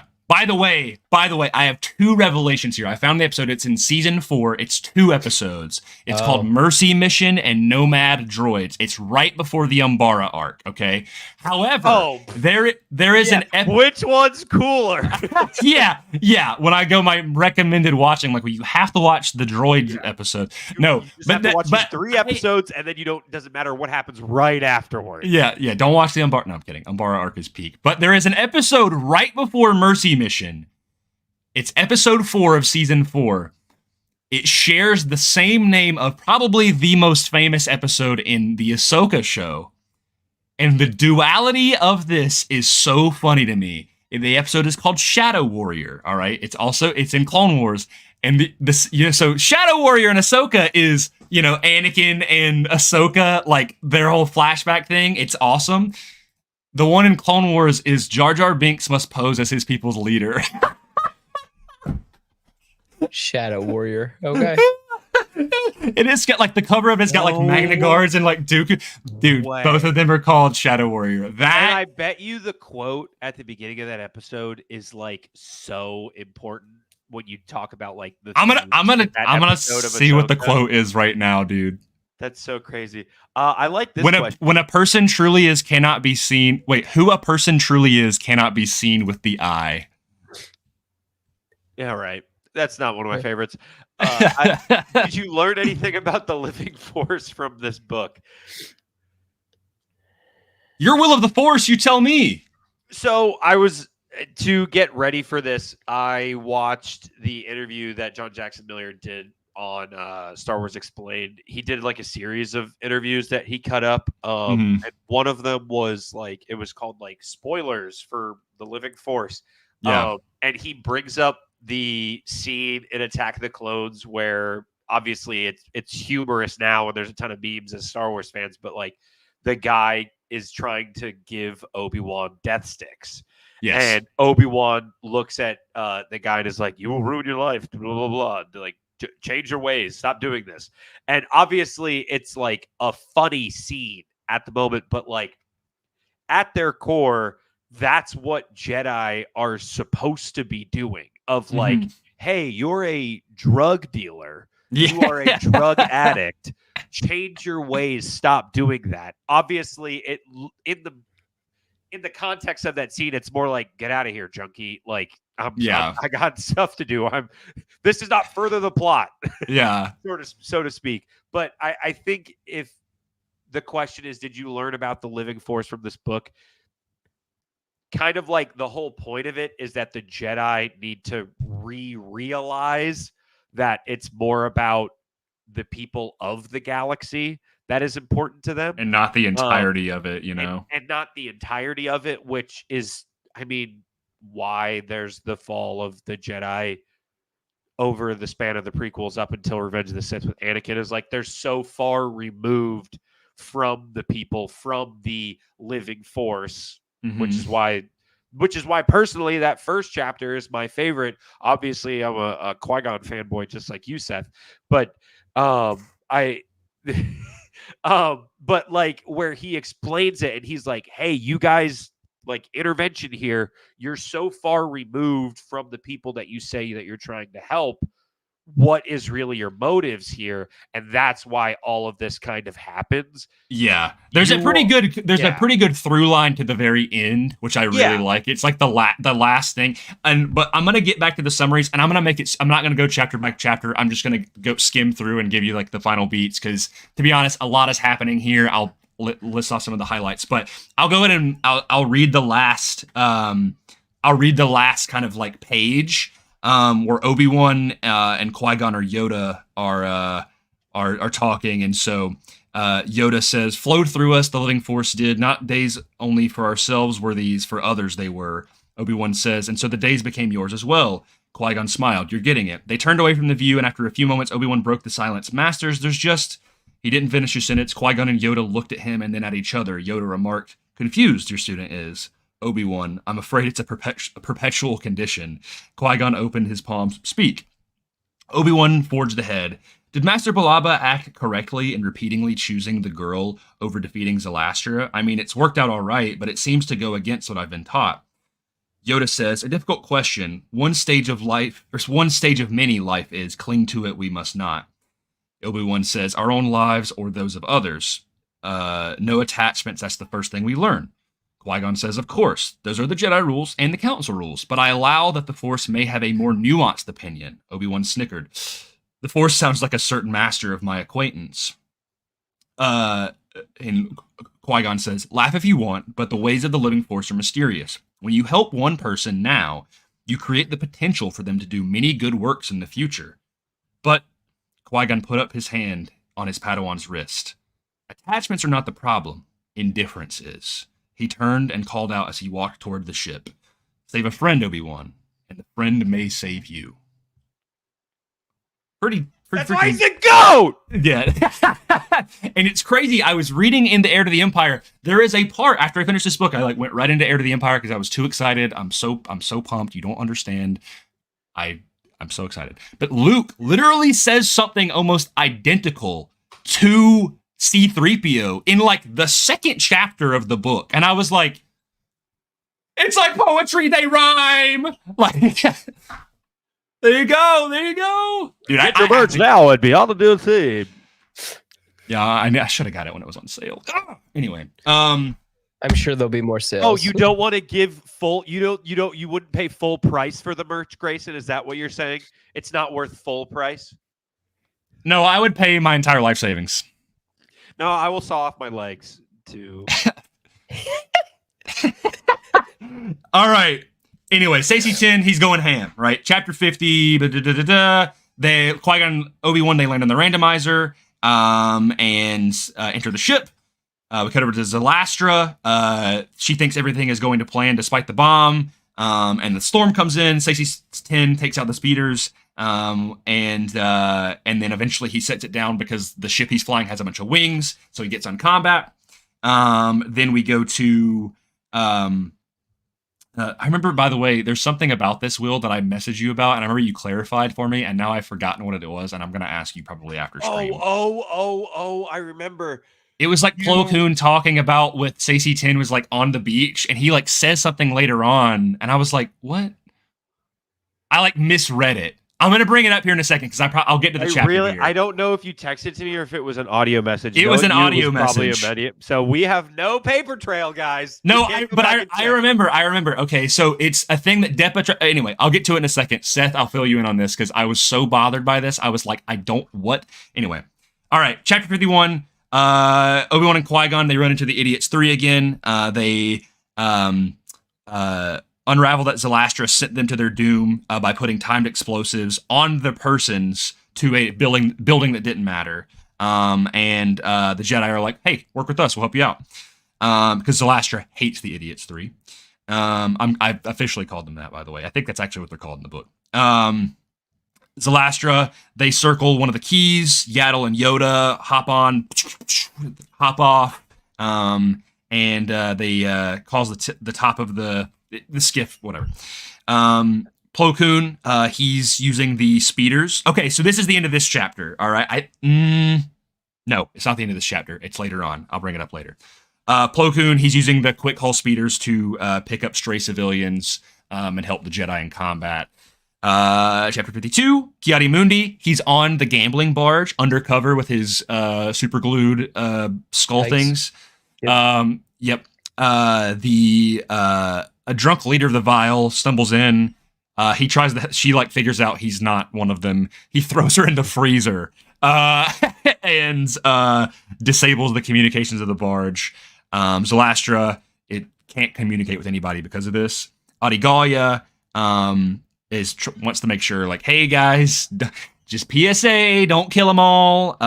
We got to give these guys another opportunity, and everyone's like, yes, ma'am. Chapter 53. The Jarl Uppo used Kuruku to topple over the barge, and they rescue Ki-Adi-Mundi. And Zalastra watches as the ship is flipped over, and she's like, "Screw this! I'm going to the Jedi outpost." Yep, she's going up.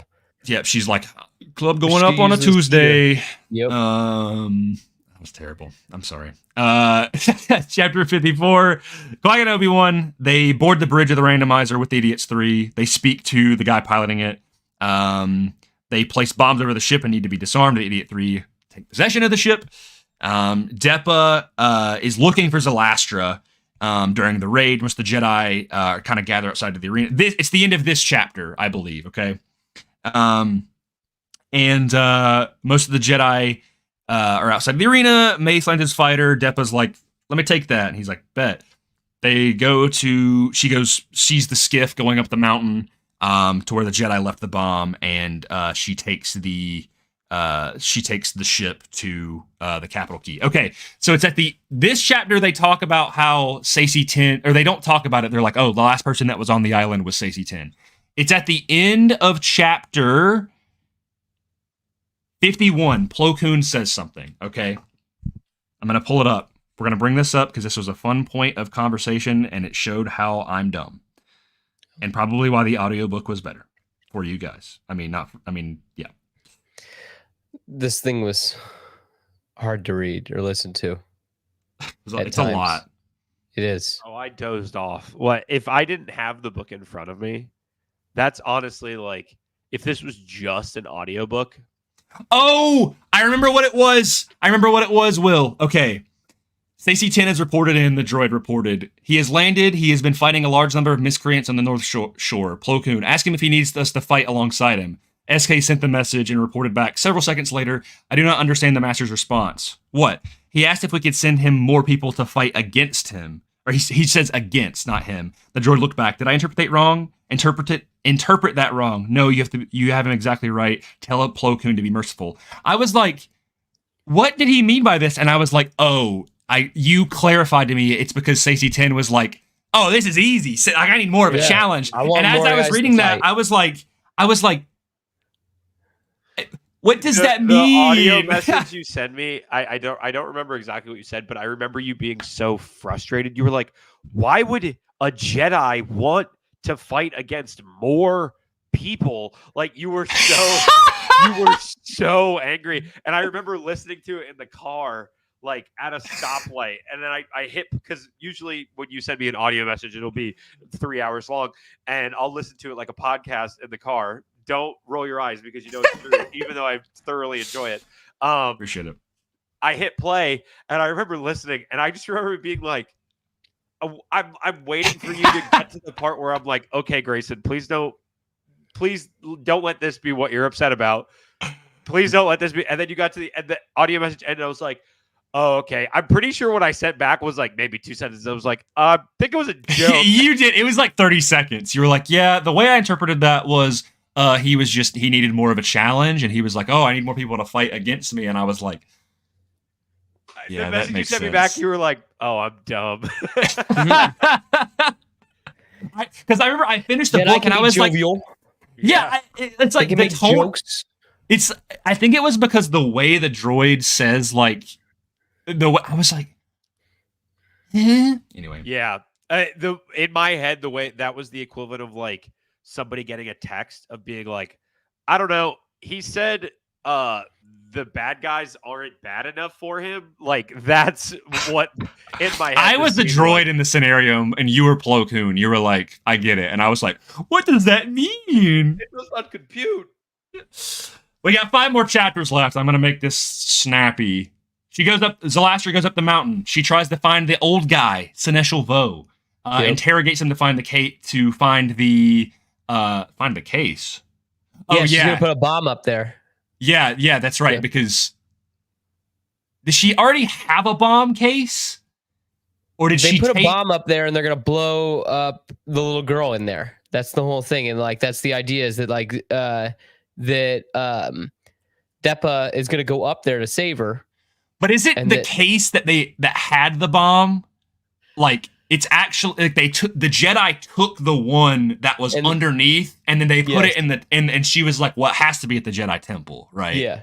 Okay. Yes. Okay. I couldn't remember if it was like, did they make a new one? Yeah. Okay. Yeah. Yeah. It's been a little bit. So Depa shows up. She frees Kyla, finds Zalastra, who flees, plants a comm link near the case. They're like, they see the randomizer coming in because she's gonna say their line for it to blow up. Right. Yeah. Mm-hmm. And then Kyla shows where the case is at. They're like, we can't do anything about this. They take Vo has this like little cart, and they ride it down the mountain.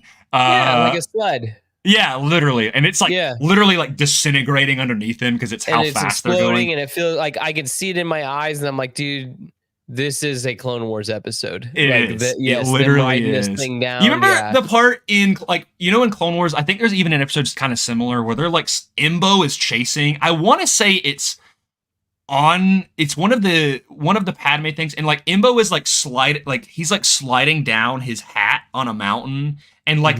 There's like another group that is also going down the mountain, and he's like shooting at them. That's kind of what that reminded me of. Yeah. But Zalastra and Burlig, they wait for the randomizer. They don't get a response because it's overtaken.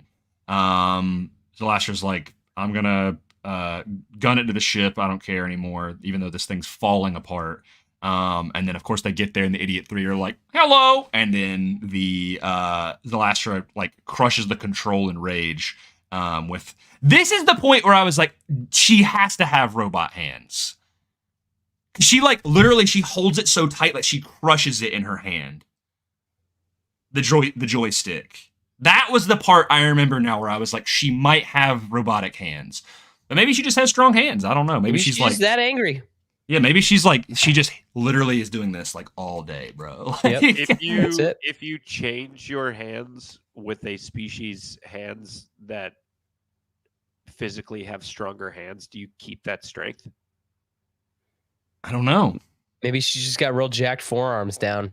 Maybe she has like Wookiee hands. Yeah, that's what I mean. It's like she just like yeah. What if she just has like giant forearms? It's clobbering time. Yeah. Yeah. Yeah. So then the thing spins, crashes out, and Burlig falls off, which is sad. It is sad. I liked him. He was died. cool. Yeah, I know. She says the phrase. The outpost blows up as they're sliding down. It's wild. Yeah. Yeah. It's like this whole thing's happening. Yeah, I hear it in my head. I thought you were singing Tim Burton's Batman theme. You're like da da da da da da da da da da da. I got Danny Elfman. Mm-hmm. Yep. It's for the Tim Burton movie. Do you guys want to know a weird fact that I learned about that movie? Yes. Sure. Did you know that Michael Keaton's actual name is Michael Douglas? He said that recently. Yeah, and that he couldn't make his acting name Michael Douglas because there is a Michael Douglas already in the Screen Actors Guild, so he had to make it Michael Keaton. Yeah. And I'm just like, wild. I had no idea. I think he said he's actively trying to change it to Michael Douglas Keaton, so that way he can at least have a little bit of what he wants. That's like the whole Ashton Kutcher thing, not with this like the guild, but like the Ashton Kutcher's name's like actually like I don't remember what it is, like Charlie or something. John Cougar Mellencamp. What is that? On. That's a singer, Jack and Diane. Oh, and then he got yes, Cougar from his name, and then just became John Mellencamp. Come on, dude. I didn't know that. Yeah, hey, grow up. Yeah, I need to learn. Yeah, they go down the mountain before the wagon or the wagon gives out. The rest of the Jedi, they save Kyla, both with the Force, because Kyla's like,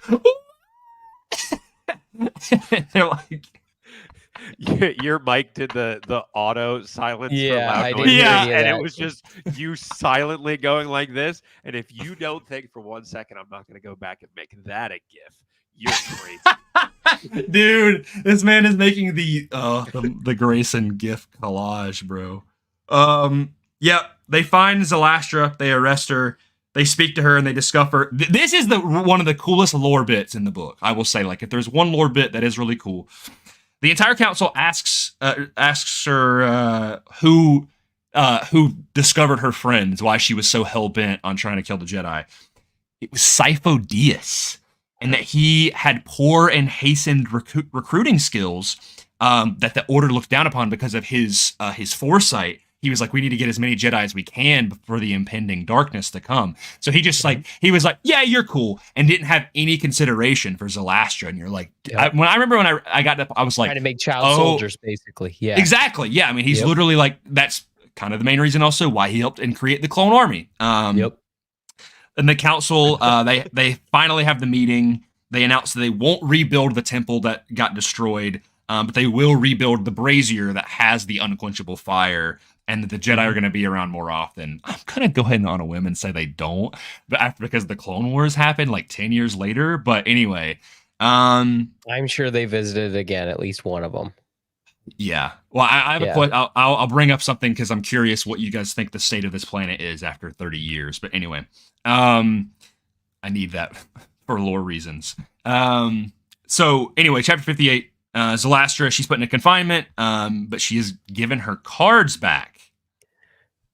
Yoda. It's very like, you've read Killing Joke, right? I've not read it, actually. I know of it. I know of like the whole thing, though. Oh, what about you, Will? Have you read The Killing Joke? Oh yeah, it's over there.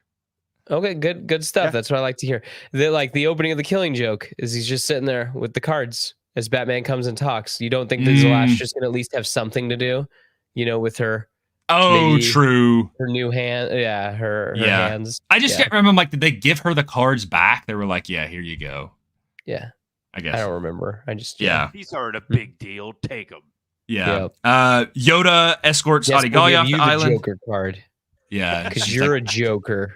She's like, clown. The joke's on you, Zalastra. Exactly. I will always win. Qui-Gon as Batman. Hey, Bruce, I'm pretty sure I got a batarang around here somewhere for you. It does Jarl Poof. Exactly. That's just Zalastra's like, I will get out. And then like Qui-Gon's gonna turn and be all like, and I'll be there. And then he'll be but he's gonna be Zalastra goes, we're destined to do this forever. Exactly. You've had time to develop a specific set of skills. Exactly. And then then Qui-Gon's going to go on to train Christian technically Bale. Ra's al Ghul. Yeah, he's going to train Christian Bale. Yeah. Hey, dude. Oh, it's setting it all up. Zalastra is Joker's mom. Yep. Whoa, that's what happens. It's a musical, like Joker 2. Folie à deux. Folie à deux. Can I say something else? Yeah. You know what I think is really wild?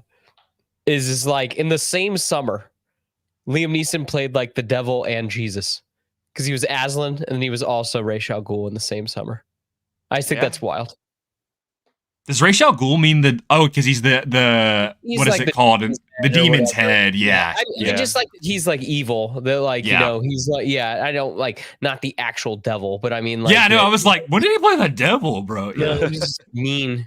Really, really mean. Wants to dehydrate everybody. It's weird. You can turn on that machine and all the water goes away, but we're 80% water. Why didn't he like turn into crazy? Like, just saying, he was on that train. He played Jesus as Aslan, but he looked more like Jesus as Qui-Gon Jinn. He did. Anglo-Saxon Jesus. And that's our show, folks. Basically, all the Jedi, they're like, we gotta do this more often. Yoda goes to Lyle Lund at the hospital. Kind of like this show. Yeah, maybe that's some of the story. Yeah, that's the lesson we learned along the way, guys. Yeah, we gotta do this. Gabby, did we learn anything? I guess just do this more. Yeah, it has been a minute. Yeah, basically the big along the way. The big highlight is Seneschal Vo. He's upset that the building is not being rebuilt because he's been like he doesn't have a role anymore, a purpose. And he says like he should have taken that into consideration. And then he's like thanks him for all the service that he's done for the Jedi. And then there's the stuff with the kids. Evan Peele's like, see ya, kids. And Stacey and Plo, they're like, here's the ship. And blah, blah, blah, blah, blah, blah. And but Plo, there's a cool part where Plo encourages Stacey's ability to tell people what they need to hear and learn from their mistakes. Cool stuff. Eth, he's like, he goes talk to the Faline chick and gives him his contact info. He's like, let's date, at least according to Jarl Poof. And she explains that she gave the tip because she cared about him. Mm-hmm. There it is. Chapter 60. Yaddle speaks with Morna. She's going to start a new show with Lyle Lund, medical droid to help people. Jarl Poof finds Kiadi Mundi meditating. Something to the Republic could happen again. It does. Mm-hmm. Sinesh, now this is a banger, bro. This part's a banger. This is the part I got very excited at the end. I knew I was like reading it and I was like, This is dope. So, Seneschal Vo. I'm like, wow, you knew how to you got me at the end. That's pretty good. Yeah. So Seneschal Vo, he has a secret holographic meeting with Palpatine. Yeah. It is revealed that Vo was giving the important items to Palpatine and then selling the rest of them. Yeah. Which the latter act was actually breaking their deal. Palpatine gets way more strict after this happens. He's selling all the stuff that involves the Sith, right? Isn't that what it is? Anything about the dark side? Maybe. I thought that's what he was getting rid of. I don't know if Palpatine actually knows that he was selling the stuff, but it's kind of strongly I meant suspected. that was what Palpatine was taking. So that there was missing stuff out of the archives. So he's taking the stuff about the dark side. Yes, he's taking the important things. Yes, exactly. And so then the Jedi, everything else burned. He wants everything, but the guy is the stuff selling that he doesn't off. want. He sells it instead because he's like, I couldn't destroy this part of history. Yeah. Oh, that just set up something real good for my campaign, I think. Is it the end of Solo again in this book with Darth Maul?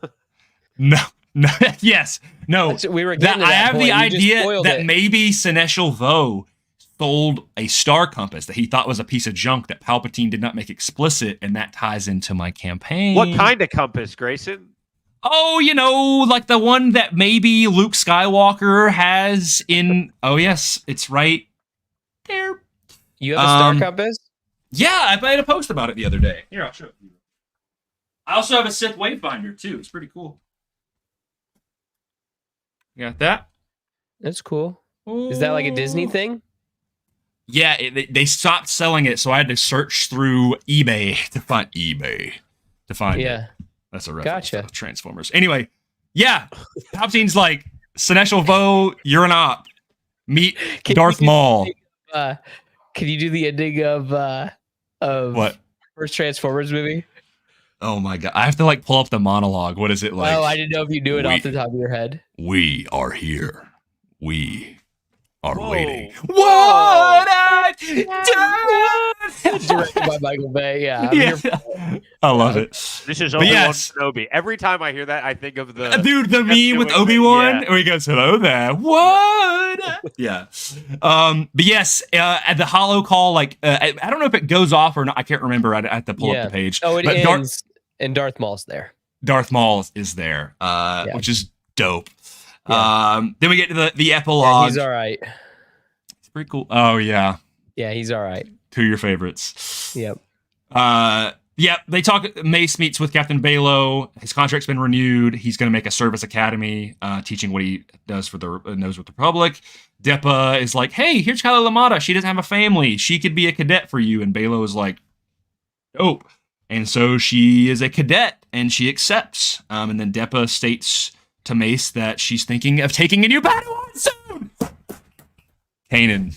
Anyway, it's not for another 10 years, but that's fine. Will is like, calm down, brother. Calm down. No, that's right. I didn't even think of that. I don't even. I was like this by that point. It's weird because she's like, I think I'm going to take a new Padawan soon, but literally does not take him as a Padawan for another 13 years. I mean, at this point, I think he literally is a tiny little baby. So I was going to say he's not at the temple at this point. Well, I guess how old? Well, you could choose. I think Jedi are brought from younglings to open to become a Padawan anywhere from age. I would say earliest age 11 or 12, maybe. For what? To get selected? Yeah, how early do you okay, now it's a master can choose you as a Padawan. I mean, Anakin was 9. True. But he was an outlier, right? Right, because but he was directly a Padawan of Obi-Wan. It was I think Obi-Wan was had to but I mean that's a good point though. How old is Ahsoka? She's 14. Okay. Obi-Wan doesn't get chosen as a Padawan until he's crazy young with the Plo Koon, when he finds her. But that obviously she's a youngling and then becomes a Padawan. I think Dooku is when he's chosen by Yoda, I think he's 12. So But he was already at the temple, right? Right, yes. Yeah. I mean, I assume that they're brought there a lot of times as babies, right? When they're very, very young. They are. Yeah. I mean, I think typically the age range of finding a child and inducting them into the temple is anywhere from literally like a 1 years old to probably max like 4 years old. They're like still pretty young. Yeah, like how old was the weird rabbit baby thing from Bad Batch season 3? Like that's a baby. That was a Goo Goo Gaga baby. Yeah. So True. I guess I was thinking, old they are. What about all the kids that Cad Bane kidnaps? Yeah. Yeah, because they're all like babies too, right? Well, that stuff. I'm not necessarily talking about like what are they primed to like actually be, because of course we know like you can train someone like Luke is 20 when he gets trained, right? So obviously that is, but I'm talking necessarily of like at what age is it more of like, okay, well, actually I know the answer, because in High Republic, Vanestra Rowe is 16 and she's the like one of the youngest Jedi Knights ever. She's like Hermione basically. She's like, and of course she falls off hard. Anyway, looking at you, Chimere. But that proves that like, okay, if you're advanced enough, then you can probably be selected to be a Padawan pretty early on. So like if a Jedi, I mean, I would assume it probably is the youngest, if they're like really advanced, would have to be like 7 or something, right? Like they got to be, but even then, like how old is Ahsoka at the end of the Clone Wars? 17. Yes, she's set. So, yeah. I mean, I know, like, not technically, she was not knighted, but like she was about to be. She's there at 17. That is crazy. Yeah, she was gonna be. She actually probably would have been like the second youngest ever to become Jedi Knight, because she was 6. I think she was actually 16 or 15 when they tell her like, you know, we think this was your great trial, because there's a time jump at the end of Clone Wars. Like Anakin has the longer hair, and she's a little bit got the longer Aleku. She's 17 in Clone Wars season 7. So I think season 5 she's as young as 15 or 16. So, and if you really want to go that far, I know they're technically Boken Jedi at this point. Like how old is Ezra at the end of Rebels? 17. Yeah. So like. He's definitely a Jedi Knight by that. Like, I know he was not knighted, but he's like doing that basically makes you a Jedi Knight, bro. Yeah. Like, granted, Kanan didn't become a Jedi Knight until, you know, because of the Purge. He didn't become one until 30s, I want to say. Because he's 13 in Bad Batch, and then it's another 14 years. And then I think he gets knighted 7. So I think he's 30 on the dot when he gets knighted. And Obi-Wan gets knighted very late, too. No, Obi-Wan is like 26 in The Phantom Menace. Yeah. He was like a late bloomer. Kind of like a Sabine he had to work type. at it. Yes. Yeah, it's the whole Luke Skywalker river thing. It flows like a river or like a little tiny creek. But yeah, basically that's it. Kylo gets put in there. Depp is going to try to get a new Padawan. And then, of course, we have the speech that I read earlier. And that's the Living Force all wrapped up. Good job, guys. Yeah. We read it. We did it. 6 out of 10. I think for me, 7. 6.5, 7. I don't, this is not Plagueis is a book that I could absolutely see myself picking up again. This is one that I'm like, if I don't want really, because I've already read it and I don't really want a heavy reading, I would read this one. But personally, like, as I've discussed, I am very intrigued in reading more EU stuff, specifically Heir to the Empire. I know, Seth, you and I, Shadow of the Sith is really high on our list of books we want to read. So that's the kind of stuff that I'm ready to get into. This light is killing me right now, bro. Oh my gosh. Sorry. Great heavens. Right? Dude, I was like, I'm blinded by the light.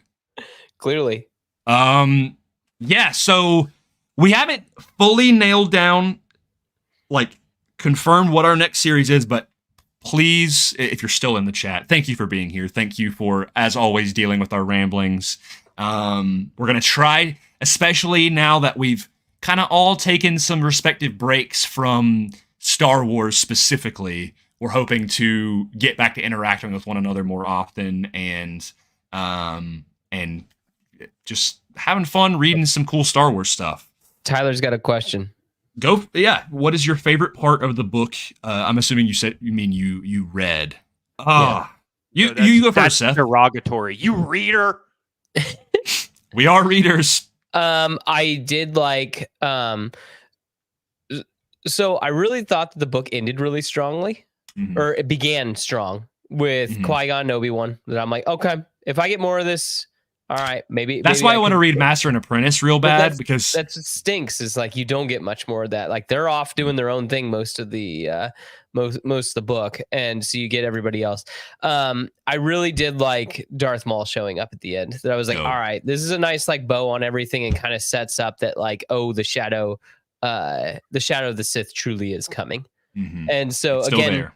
yeah, like I also really like, this is gonna sound crazy, I think Zelastra is actually one of the more interesting Disney villains. They're like, I agree. Again, she's kind of like Dark Knight Joker-y in a sense, where it's like, you know, she just has to have these kind of plans that are on top of plans that are on top of plans. I mean, literally the cases with the bombs. I could think, because she has the cards and the cases with the bombs. All I could think of was in the Dark Knight, the bombs and the cards. Very much like Dark Knight Joker, and again, I think that she's actually one of the better Disney villains, and so I would be, hey, Gabby. Thank you. Gabby, that was so kind of you. I know you didn't stick with the. Yeah, that was so kind. Well, yes. Thank you. And I hope you're finishing the book and breaking it down so I don't have to go back. Oh, you didn't like it, or you weren't reading it, Gabby?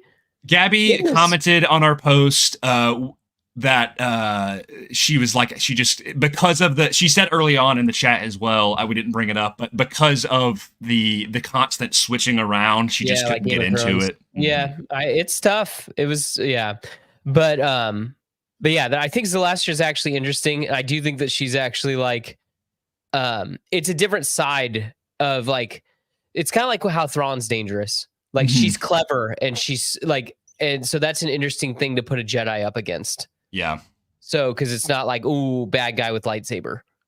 So I will say that I do like that, and especially because most of the time we see Jedi, usually it's like either against Sith, Imperial, or Separatist, you know, and it's like we rarely ever get to see. I love when Jedis go up against Jedis.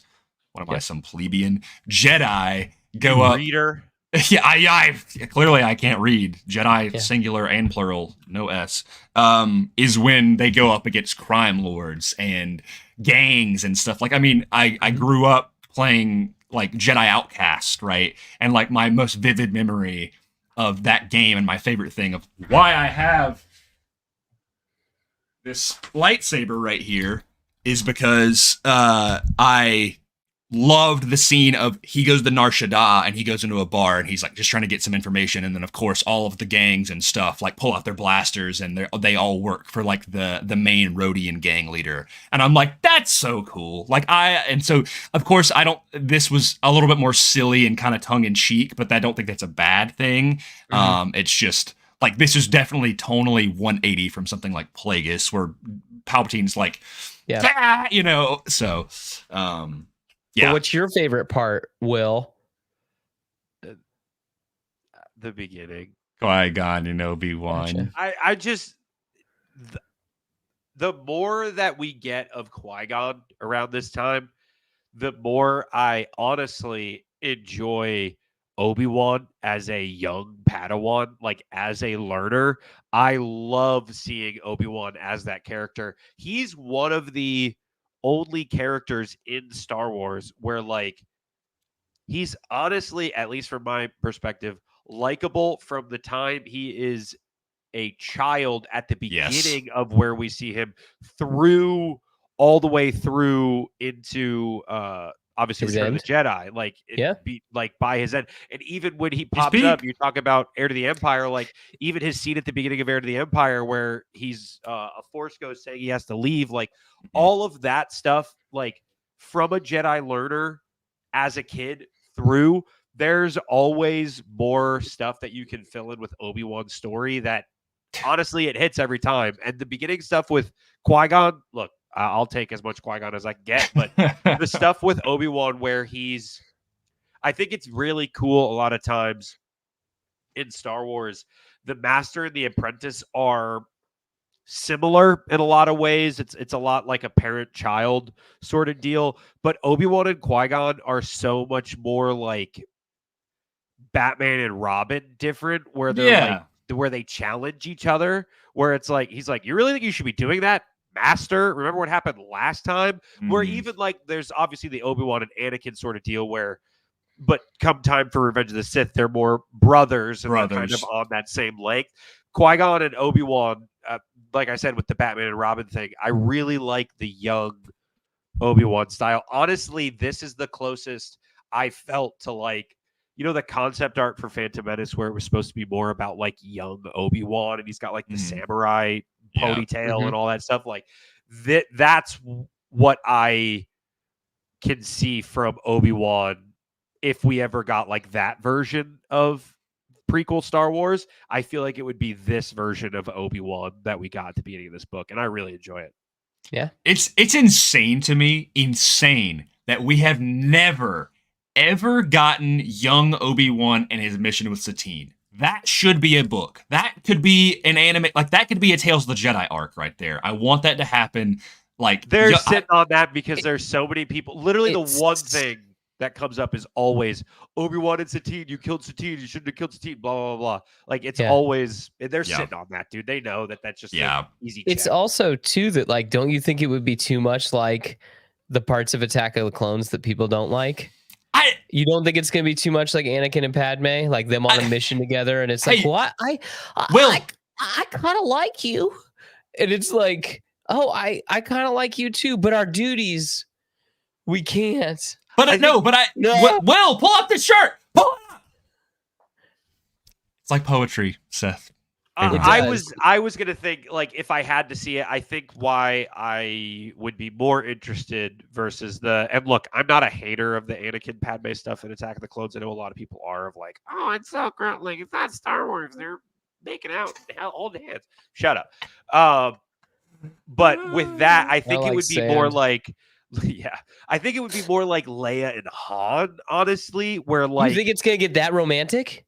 Not necessarily that romantic, but more like bantery, where they're like flirting, but trying to like one up each other. Like Obi-Wan's obviously like, stand back, I'll help you, and Satine will just like blast somebody with a blaster. I mean, that like, is I can help myself. To you know what I mean? To Seth's point, that is also kind of Anakin and Padme, but I do think Attack of the Clones version of that, where it's like obviously the wedding and them rolling around in flowers and being like, yeah, are you an angel? Like. You're so beautiful. He doesn't ask that again. The sun, it's so beautiful in the sun with the flowers. Like, it's just like you've grown to more beautiful. I mean, deleted scene with the fruit, like not that is what. Well, what about what do you call this? Aggressive negotiations? Yeah, that right. Yeah, I mean, there's a scene that they don't have that. I'm just saying, like when I think of Anakin and Padme in Attack of the Clones, like the majority of their time together is like the romantic, like, oh, I have to go save Padme, but really you're just there because you're like, oh, I get to be here for work right now. Like all of this is on company time. I hang out with my girl. Like that's what I'm thinking of. Not so much like I guess the end with Geonosis and all that stuff, but you don't see like Padme and Anakin like on a mission together. Well, also, I'm thinking also the difference is, although it's similar plot threads, it's like I got the implication that Satine was like actively like being like Padme is being hunted, but after the incident on Coruscant, she is never attacked ever again. Like she's perfectly safe on Naboo, and of course Anakin's with her. Whereas I got the implication that on Mandalore that it was like a war zone. Like it was like there was like a full on like uprising on Mandalore, not like Siege of Mandalore levels, but like terrorist attack, and it's like Obi-Wan and Satine by themselves in like a bunker for like months on end. Like it's just them trying to survive, and Qui-Gon's out there trying to do stuff, and Obi-Wan's like. And of course they're naturally going to grow closer to one another. And like moving in between positions and stuff like that. Because too, like you think of Bo and then you think of like how much of a warrior and like it's Maybe good Mandalore. bow Like, content too. exactly. Like it's Mandalore. Like you grow up into that world of like you're trained and doing all of that stuff as a child, and like that's in school and all of that. So like obviously Satine's going to be able to hold her own for a little bit. I think that's more of the dynamic that would be interesting to me. It's like a weird hybridization. Maybe it's awesome. Maybe it would be I'll pretty retract awesome. my statement. I'm Maybe it'll be cool. I also Cloverfield don't Lane think they would on do Mandalore. Oh, yeah. That is honestly a great likening. Oh my gosh, I didn't even think of that, dude. 10 Cloverfield Lane. Great movie, dude. That's a great movie. Will, you were going to say something, and I feel like I cut you off. I also, with how seemingly aware of how much they listen to loud audiences online now in terms of Star Wars, when you think of like normies watching Attack the Clones, what their complaints with it are, a lot of it is the Anakin Padme stuff. And I just don't know if they would do that level of romance again, where it's not like paired with like the battle and stuff like that. Mm-hmm. You know what I mean? Yeah. So I don't know. I get you. Like, or George will jump in and be like, I don't care. This is going to be an entire movie about one dinner date. I like the idea that, like, again, it's poetry, they rhyme thing, where it is very similar in nature of Anakin was protecting Padme because she's under this threat. But of course, they are not taken away, right? Like Anakin, it's like war happens and it's like they're actively with each other all the time. Whereas I like the idea that with Obi-Wan and Satine, it's similar. They're getting all this time together. It's in a war zone. They're like, they're together all the time. They're there for one another. They're really the only points of human contact. Naturally, you're going to grow closer with that person.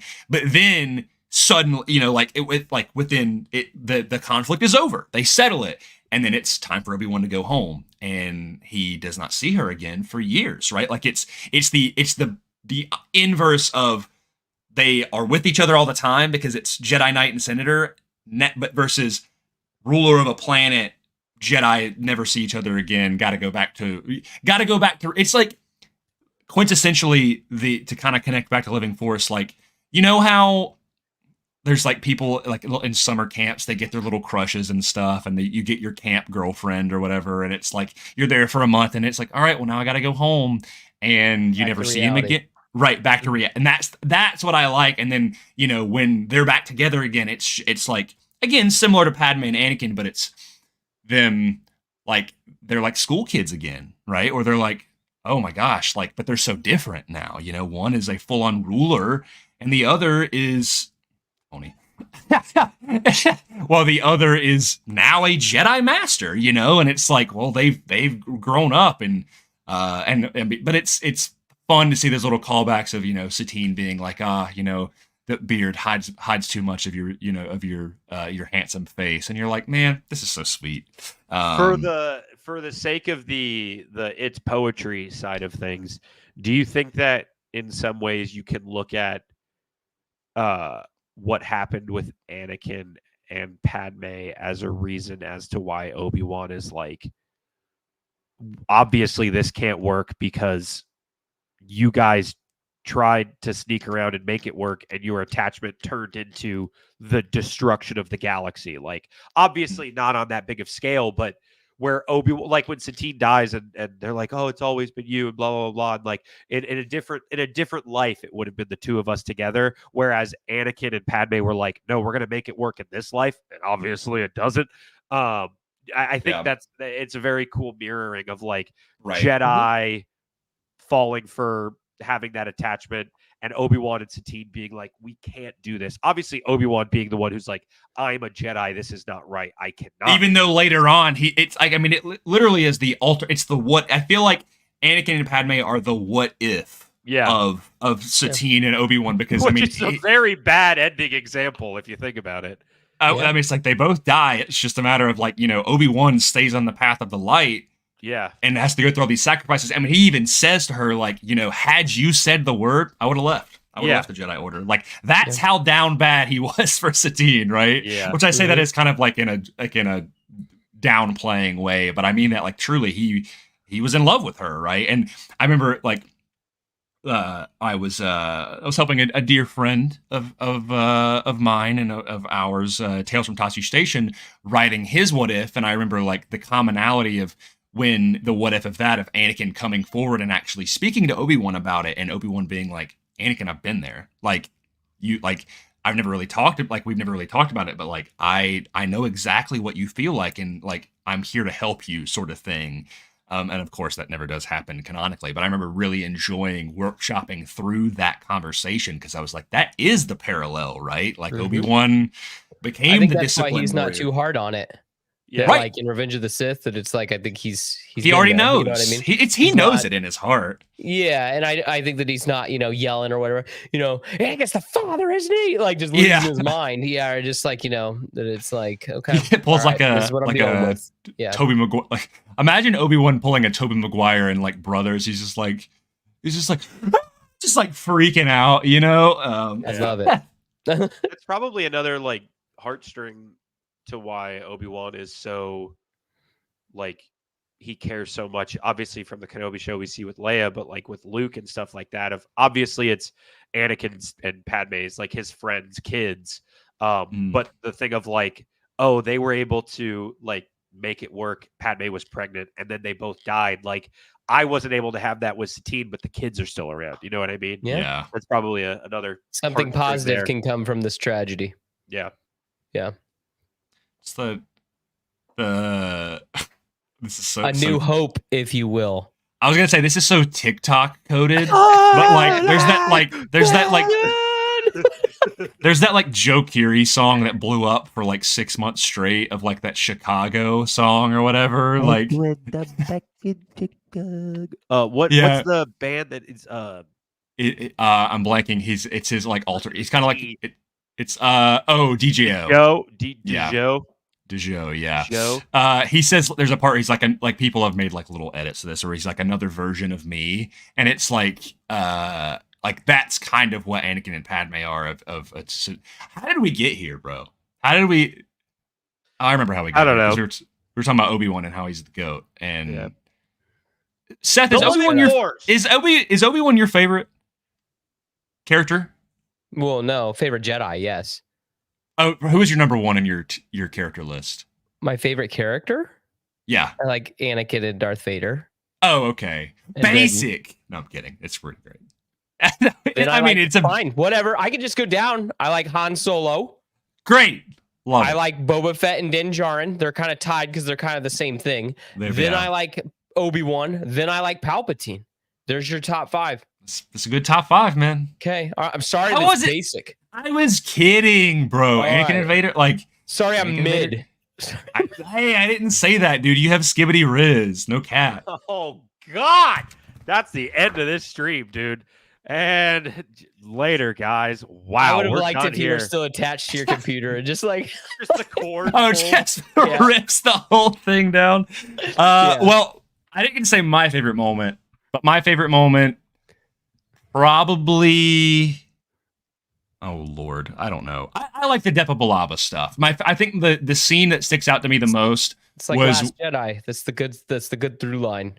Right? That's the Rey Kylo stuff. Yeah, exactly. Because that's like the real plot of it. Right. Yeah, and specifically like there's that scene where Kylo's like running away, and then they get like T-boned by the gang, and Zalastra shows up, and she's like on the roof in the rain on. What is that other planet called? I don't remember. It was another one of the planets, not Valbaron, but is it Keldween? Oh, there's another Dween. I forgot. And she's like on the roof with the blasters, and like people are like shooting. Like I was like, visually, that scene really pops to me, and I was like, oh, Depa Billaba. Like I get the like seeing more of her. I think even John Jackson Miller said like it was cool to write her because he was already familiar with Kanan a little bit. In A New Dawn, and so it was like getting to see the legacy of that, like, because like Depa Billaba has a lot of stuff in. By the way, saying her name, like her first and last name, dude, it's so funny because my dad has. It might be on your lightsabers too, but my dad has a Luke lightsaber that has all these sound fonts, and one of them is Depa Billaba. But like, and it goes Depa Billaba, Depa Billaba. Like the Clone Wars. Yes, guy. it's literally Yeah. does your guys' lightsaber do that too? I believe it does. Yeah, I knew it. Yeah. It's all preloaded sound fonts, so The galaxy is at war. yeah. Yeah. Lava travels to an unknown system. It's pretty good. Yeah, thanks. No problem. Yeah, that stuff was dope. But I am so ready to read about Luke Skywalker in literally any book. You have no idea. Fine, we can read. He's in Shadow of the Sith, Seth. We have to we can deliberate. read Shadow Heir of the Sith. Sith. Empire. That's fine. I know that's what everybody wants to read, so we can read that. I'm okay with Air. I would prefer Shadow of the Sith, but I'm okay with Air. I think it literally is like it's 2 and 2 because I believe you're getting some inside talk here. Gabby said she loved the conversation, so I'm glad. I believe it's Seth Gabby, and I. what do you want us to read? Yeah, Gabby, Air Trilogy or Shadow of the Sith. I got both on my shelf. Whatever. I just got to get my boy Tatooine Traders to make a Shadow of the Sith shirt, please. That would be sick. There's been a lot of Dark Empire stuff coming out. Do you see Dark Empire? Yeah, they did the Hot Toys. They did the Gentle Giant just did a statue. There's been a lot of Dark Empire stuff. There's the thing that Seth just sent in the chat. That animated thing. The animated thing, which is sick. It was pretty That cool. thing is so sick. I used to like just by proxy not like Dark Empire, and now it's been getting a lot of love lately. And I'm like, listen, Dude, it's fun. It's fun. I like it. I don't love Luke falling to the dark side. I don't mind. He was put in a no-win situation. What would you do? Yeah. What happened specific? Maybe we'll read the Did 6 you not issues. watch the video that I sent? No, I didn't have time. Dude, watch it. It's goes- really fun. Basically, he shows up, like Palpatine captures him in R2.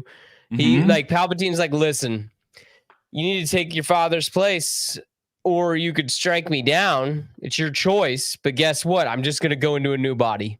So what are you gonna do? So basically, he's put in a no-win situation because, he's not gonna let me leave. Yeah. And so he's like, it's okay. I'll take him down from the inside. I'll figure out all these secrets, and that's his plan. Admiral Enigma? Exactly. But then in doing so, he ends up falling to the dark side. Yep. Admiral Then you got to get Enigma? Leia in there, dude. It's fun. It's a fun story. Yeah. Leia's in it cool. though. Is she force sensitive in the middle of it? Well, I guess this is after Dark Empire's after Leia's Air. super force sensitive at this point. Yeah. She already had the twins? No, isn't Dark Empire's before Air? No. Isn't it? No. Dark Empire's after. I thought they because made there's fun that- of it. Well, they made fun of in a later book. in a later Is that book. in Dark Mary Forces Jane Rise? says the thing. Yeah. She like makes a like.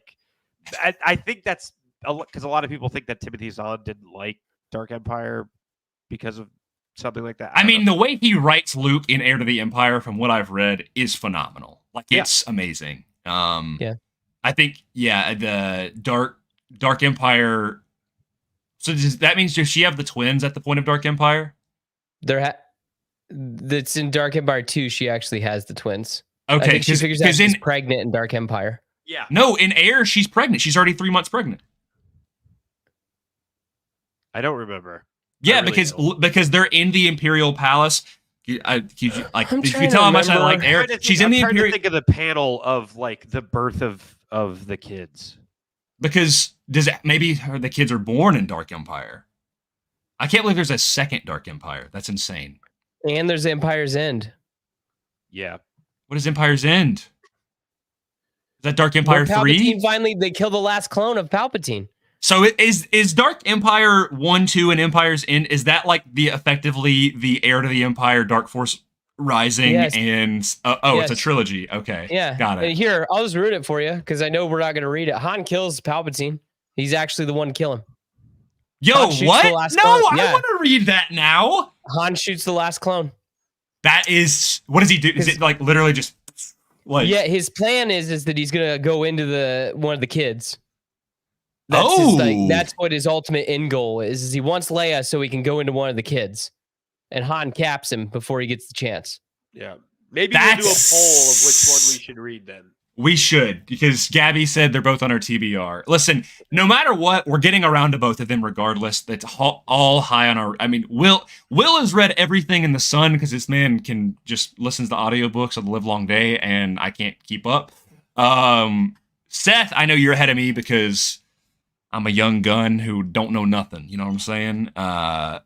You've read Shadows of the Empire, the Dark like you've done all of that stuff. Like I'm behind. I like visual stuff, so like I've read all those comics, and then too that like you got to realize I'm old. So You're not old. I said I'm a young gun. All right, I didn't say you were old. Yes, yeah, you're TVC and I'm Black Series, which means I'm lower quality. There you go. Well, there you go. So that's why I just have a couple years on you. Well, like that's why I've read all this stuff. It's true. I'm going to get there. My dad has been going through a lot of the books. This man can read a book in like 3 days, and he bought all of the new Jedi Order and like Legacy of the Force books. Like it's like insane. The old school Legacy of the Force books. Yeah, so like the stuff with like Darth Caedus and all of that. That stuff's so good. Oh, it's like 13 books, dude. Good stuff. Oh my gosh. It is good. Yeah, he read like so. Dude, he read. Darth Caedus doesn't get enough love. Like I love the idea of all that, where it's like, you know what I'm gonna do? I'm gonna go on this big quest, and I'm gonna like figure out all the best things that the Force uses. Hold on, Seth. We're gonna keep it going. Will has to go. I knew he had to go here soon. I was trying to get it done by 6, but we could call it. We'll throw the flag. Okay. Bull, white towel. It's all right. You don't want to just riff me and you for the next I don't even think I can end the stream, actually. I think he literally... I literally have to end it. That's why I apologize. Yeah. If I leave, it'll just be on. It'll be like that time where my computer like crashed. Oh, that's right. On stream. Can you give me permissions? Yeah, that's probably a smart idea, and we'll do that in the future. How to do that? Tony said I can end it for you. And all of this stuff. Here's the thing. You know what's great about all this is that if we did this more often, we could have these exact same convos. We should. Often. Yeah. Next week. Sure. All right. I could be around. All right, guys. Thank you all. You can follow us Beyond the Dune Sea, Will of the Force. I'm doing the opposite sides. They're right there. Mortis FM. We're all around. We love you all. May the Force be with you. And remember, if they're not in our records, then they do not exist. Yeah! He remembered! I did it!